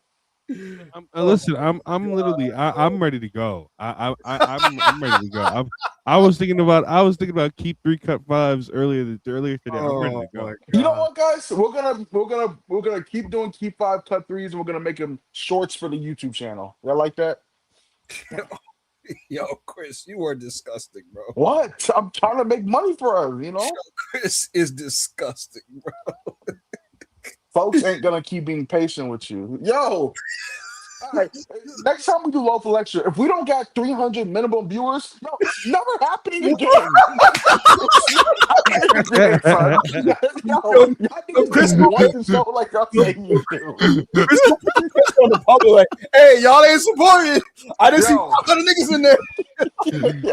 No one pay live viewers. Yo. He's like, hey guys, I really wanted to keep it, guys. I really wanted to keep it, but it's gotta go.